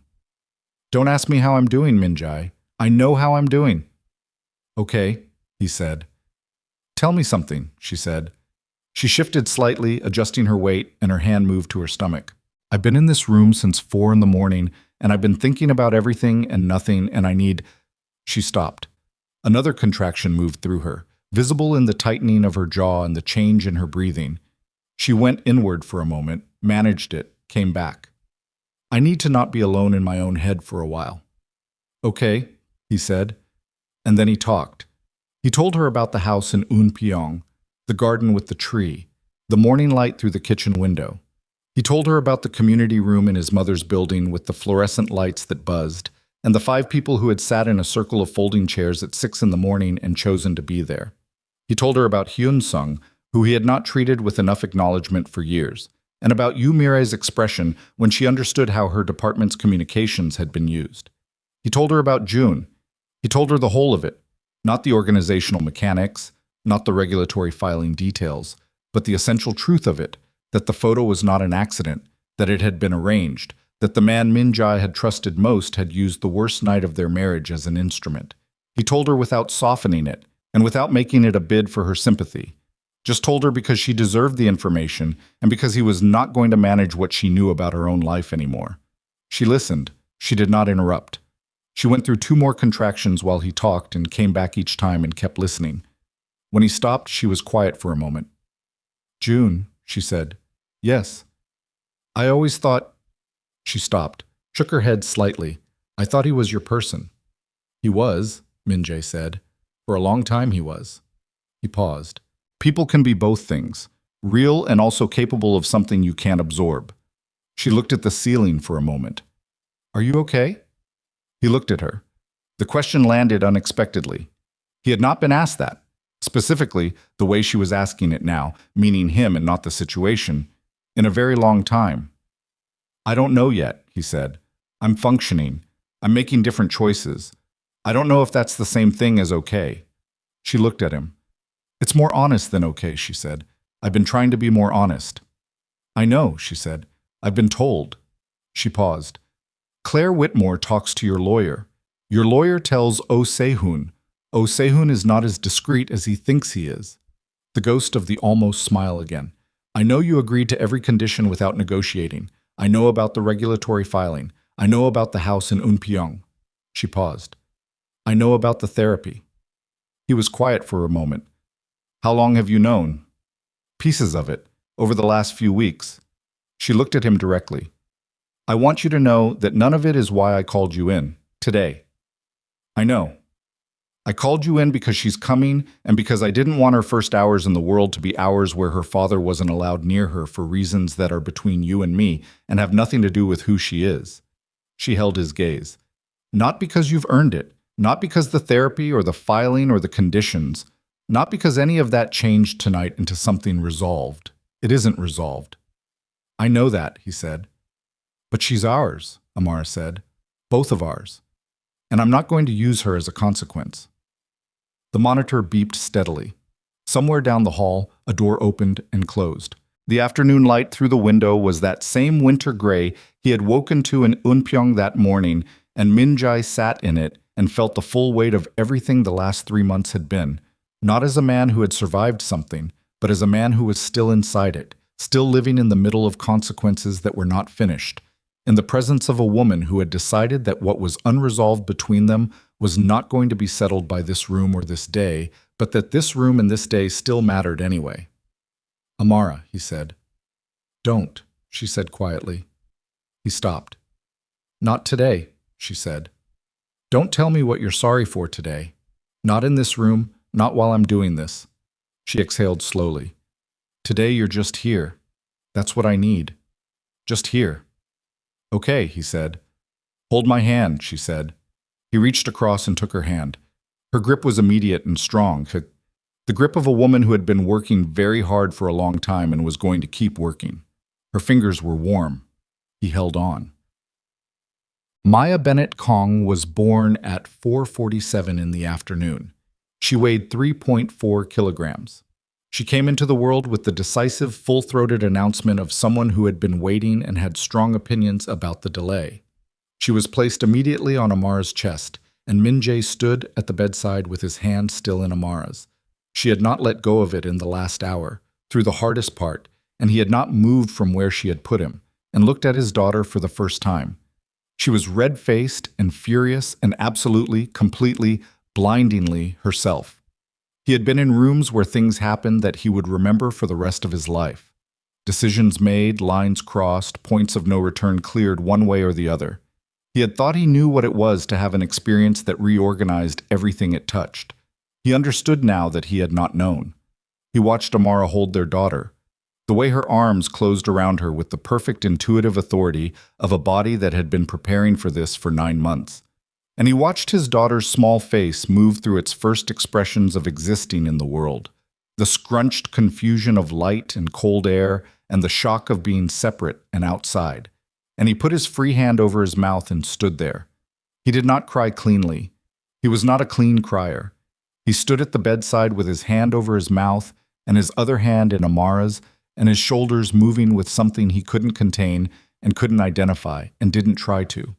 Amara looked at him. She looked at him for a long moment with their daughter on her chest, and her face was exhausted and wet and entirely open, in the way that extreme physical experience strips a person open. And she said nothing. She didn't need to say anything. She turned her daughter slightly, adjusting her hold, and looked at the small face and said, "Maya, that's your dad." Min-jae pressed his free hand harder against his mouth.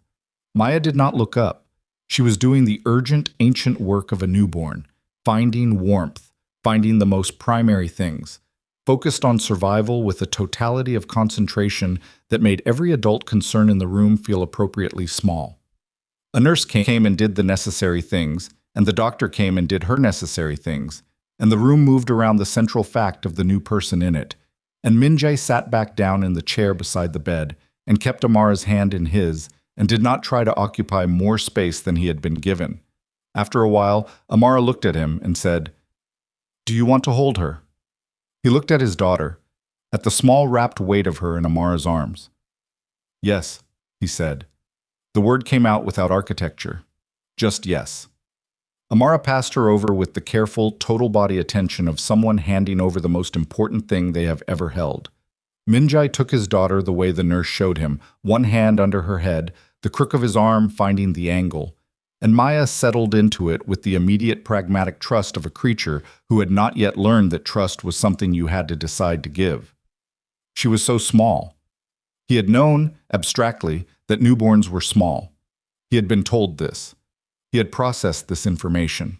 The knowledge had not prepared him for the actual smallness of her, the weight of her, the particular dense living warmth of a person who was complete in all her essential parts, and who fit entirely inside the space made by one of his arms. He looked at her face.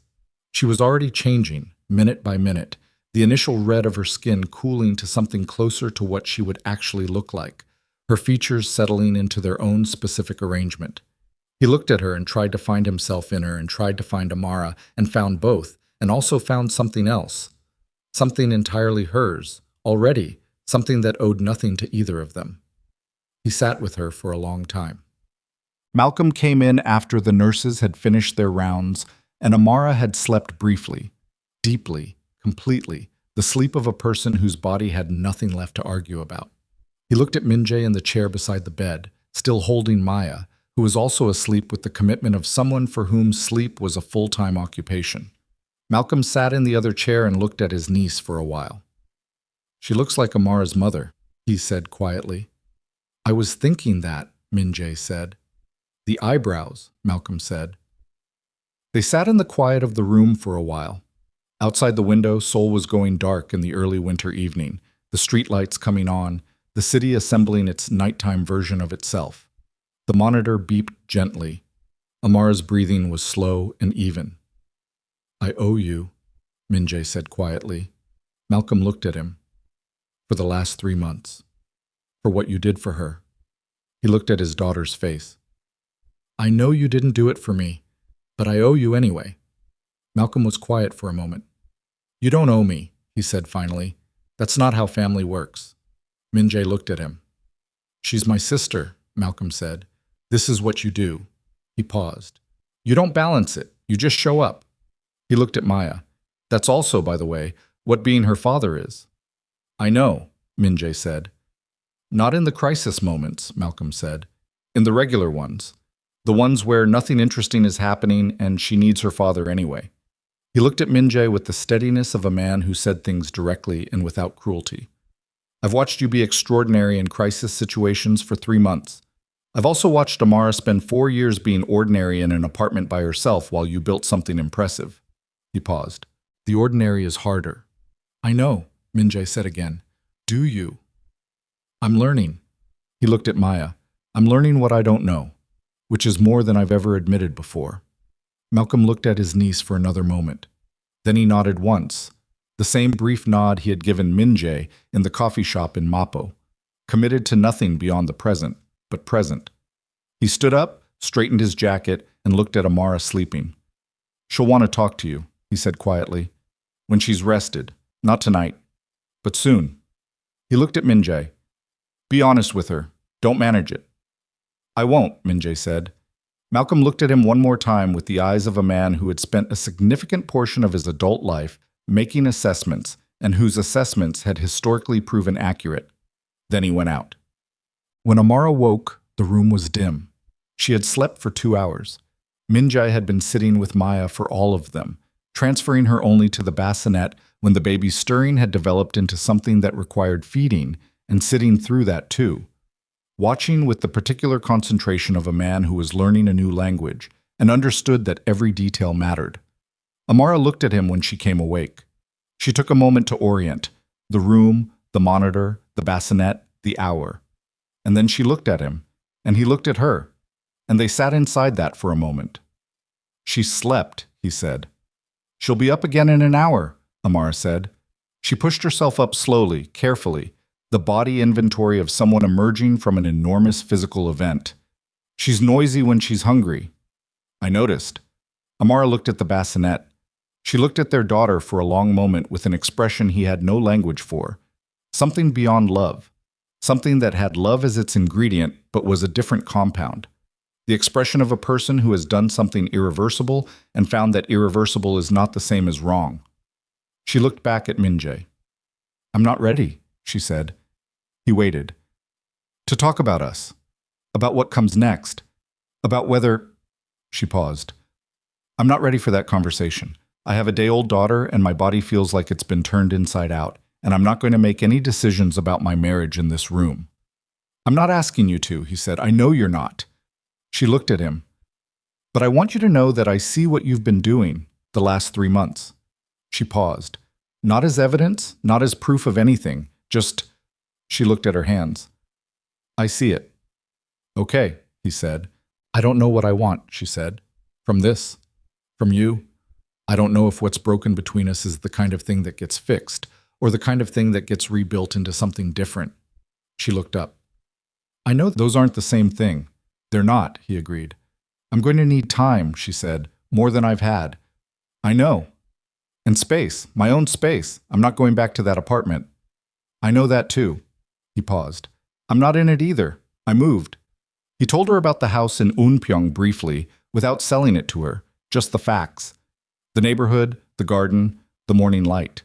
She listened without expression and then nodded once. Good, she said. Just that. They were quiet for a moment. The photo, she said. He looked at her. I know it wasn't what it looked like, she said.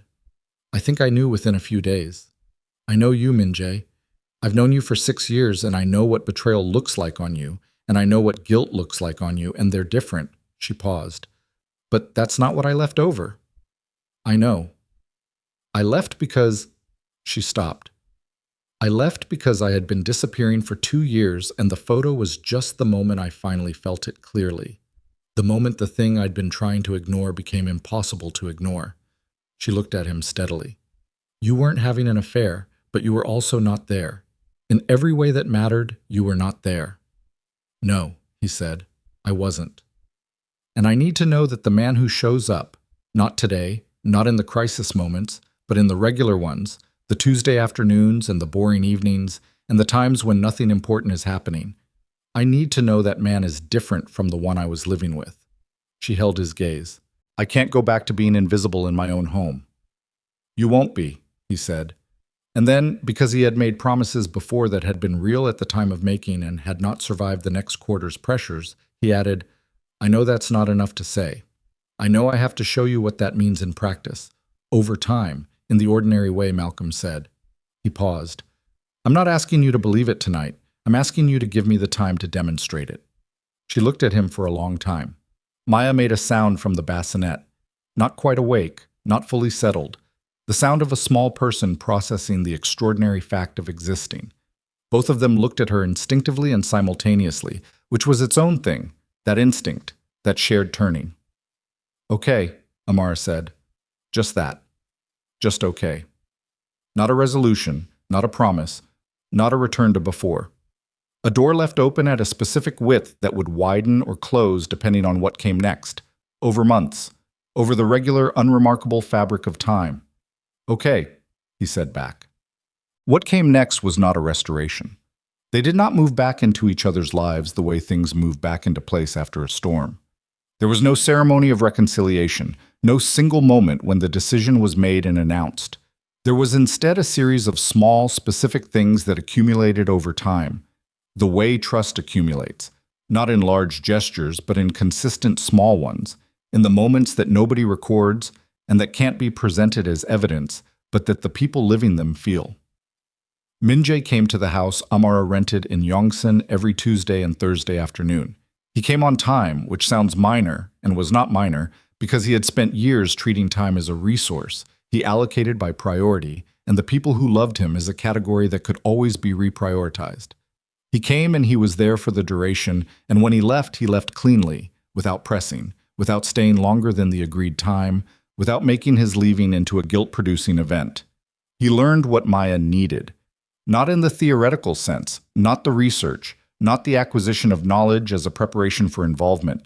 He learned by being in the room. He learned that she slept better on her left side and hated the sound of the television, but was indifferent to music. He learned that she had an early warning system, a particular expression that preceded actual crying by approximately 45 seconds if you were paying attention. And he was paying attention. He learned these things because he was there, and because he had stopped treating attention as something he directed at situations that required management, and had started understanding it as something you simply gave. He attended therapy every week through the spring and into the summer. Dr. Shin's office with the sage walls and the parking structure view and the furniture that prioritized comfort over statement. He talked about his father, which he had not done with anyone for 20 years.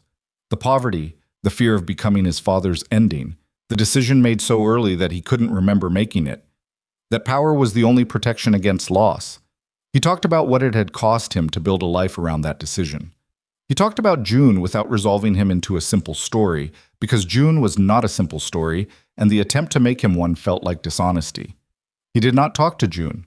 He heard, through Hyun-sung, that June had gone to Busan, that he had taken a position with a smaller firm, that he appeared to be. The word Hyun-sung used, with characteristic precision, was functional. Not thriving, functional. Min-jae did not reach out. He was not certain he ever would. He sat inside the ambiguity of that and did not try to resolve it because it was one of the things he was learning. That some things did not resolve. That closure was sometimes a story people told about an absence that just continued. His mother met Maya in February, 6 weeks after the birth. Amara brought her. Min-jae had not arranged it. He had not suggested it. Amara had called his mother directly, which told him something he absorbed without comment, and they had made arrangements, and Min-jae had been there when they arrived. His mother had taken Maya with the practiced ease of a woman who had raised 3 children and had spent decades watching for the opportunity to do it again, and had looked at the baby for a long moment and then looked at Amara and said, in the direct, undecorated way she said most things, "She has good lungs. I could hear her from the 2nd floor." Amara had laughed. It was the first time Min-jae had heard her laugh in months. He had been afraid he had forgotten what it sounded like. He had not. By spring, Amara began allowing him to stay for dinner on Thursdays. This was not announced as a development. She simply did not give him the 30-minute warning that usually signaled the end of his visiting window. And when he noticed and looked at her, she said, "Maya will be awake again in an hour. You can stay if you want," and went back to what she was doing in the kitchen. He stayed. He washed the vegetables without being asked. He found where she kept things by looking, not by asking her to locate everything for him. He set the table. He refrained from telling her what he would have done differently and listened when she told him how the pediatrician's appointment had gone, and told her about the meeting with Bae Jung-sik about the revised organizational structure, and they talked the way people talk when they are learning to be in the same room again, carefully, with attention, without filling every silence with something that wasn't ready to be said. Maya sat in her bouncer on the kitchen floor and watched the ceiling with the intense philosophical concentration of a 4-month-old and occasionally expressed strong opinions about the light fixture. "She does that every evening," Amara said. "The light?" "For about 20 minutes. Absolute focus." Amara looked at their daughter. "Your mother says you were the same way as a baby." He looked at her. "You talked to my mother about that." "We talk," Amara said simply, as if it were obvious. as if it were a thing that had always been true, rather than a new and specific thing that Amara had chosen to make true over the last several months. He understood that it was deliberate, that she had chosen to build a relationship with his mother independent of him, which was both its own gift and its own clear-eyed signal. She was building a life that was structurally sound regardless of what he did or did not do. She was not waiting. He was glad of it. The gladness surprised him with its cleanness. The evening Min-jae understood that something had genuinely changed came in late August, 10 months after Amara had left the apartment. It was not a dramatic evening. Nothing significant happened. That was exactly the point. Maya was 9 months old and had, in the last week, developed a method of locomotion that was not quite crawling, but was determined and effective and covered ground at a speed that required close monitoring. She had found her way to the corner of the living room where Amara kept a low shelf of books, and was working through her evaluation of each one with the systematic commitment of a researcher, which primarily consisted of removing them from the shelf and tasting the corners. Amara was on the couch reading something. Min-jae was on the floor, close enough to intercept if the bookshelf evaluation moved toward anything dangerous. He had no phone in his hand. He was not reviewing documents or managing anything at a distance. He was on the floor watching his daughter eat a book about Mediterranean cooking and occasionally removing it from her mouth and redirecting her toward something sturdier. Amara looked up from her reading at some point and watched this for a moment. Min-jae looked up and caught her watching. She did not look away. She held his gaze for a moment with an expression he had been cataloging over the months. This one was different from the careful watching of winter, different from the measured openness of spring. This one was quieter, more settled. It had the quality of someone recognizing something they had been looking for without a clear image of what it would look like when they found it. She looked back at her book. He looked back at Maya, who had located the book again and was making compelling arguments for its place in her mouth. Nobody said anything. The evening was ordinary. The evening was everything. It was Amara who brought it up, in September, sitting in the garden of Min-jae's house in Eunpyeong on a Sunday afternoon that had turned warm in the way September sometimes managed, one last warmth before the year committed to cold. She was sitting on the bench under the tree, which had leaves now, which had had leaves all summer, which Min-jae had watched fill in and spread with a satisfaction he had never previously taken from a tree's seasonal trajectory. Maya was on a blanket on the grass, engaged in the serious project of examining a specific blade of grass with both hands. "I want to talk about what happens next," Amara said. He was in the other garden chair, close but separate. He looked at her. "I've been thinking about it for a while," she said. She was looking at Maya. "And I think I know what I want to say, which is not the same as knowing if it's the right thing." She paused. "I don't know if I'm ready to live with you again." "Okay," he said. "That's not a no." She looked at him. "I don't know is genuinely that, not a hedge, not a way of saying no more gently." She paused. "What I do know is that the man sitting in this garden is not the man I left. And I know I didn't leave because I stopped loving him. I left because I couldn't live in the shape that love had been forced into." She was quiet for a moment. "The shape has changed." He waited. "I want to try," she said. "Not immediately. Not moving back in, not a declaration. Something smaller. I want to keep doing what we're doing and see if the ordinary accumulates into something I trust." She looked at him steadily. "Can you do that without needing it to be more?" "Yes," he said. "Are you sure?" "I am." He looked at their daughter on the grass. "I spent 20 years needing everything to be more than it was. I'm trying to learn that what's actually here is enough." He paused. "That's going to take time. I'm not pretending it's finished, but yes, I can do that." She looked at him for a long moment, then she looked at Maya. Maya had abandoned the grass examination and was now attempting to eat the corner of the blanket, which was a lateral move from the earlier book situation. "She has your focus," Amara said. "Your determination," he said. Something settled in Amara's face. Not relief. Something more earned than relief. Something on the far side of it. "Okay," she said. He reached across the space between the chairs. He turned his hand palm up and left it there, not reaching for her, just offering. She looked at his hand. Then she put her hand in it. Their daughter on the blanket made a sound of profound discovery about something in the grass, something small and specific and entirely interesting to a person 9 months old for whom the world was still completely full of things that had never been examined. And both of them looked at her and then, briefly, at each other. The afternoon held everything it held. The garden, the tree with its leaves, the ordinary, irreplaceable fact of the three of them in the same place. Min-jae held his wife's hand. He did not think about the organization. He did not think about what came next or what needed to be managed or what the next quarter looked like. He sat in the garden of the house he had learned to live inside and felt the weight of Amara's hand and watched their daughter investigate the grass with total commitment. He stayed exactly where he was. For once in his life, exactly where he was enough.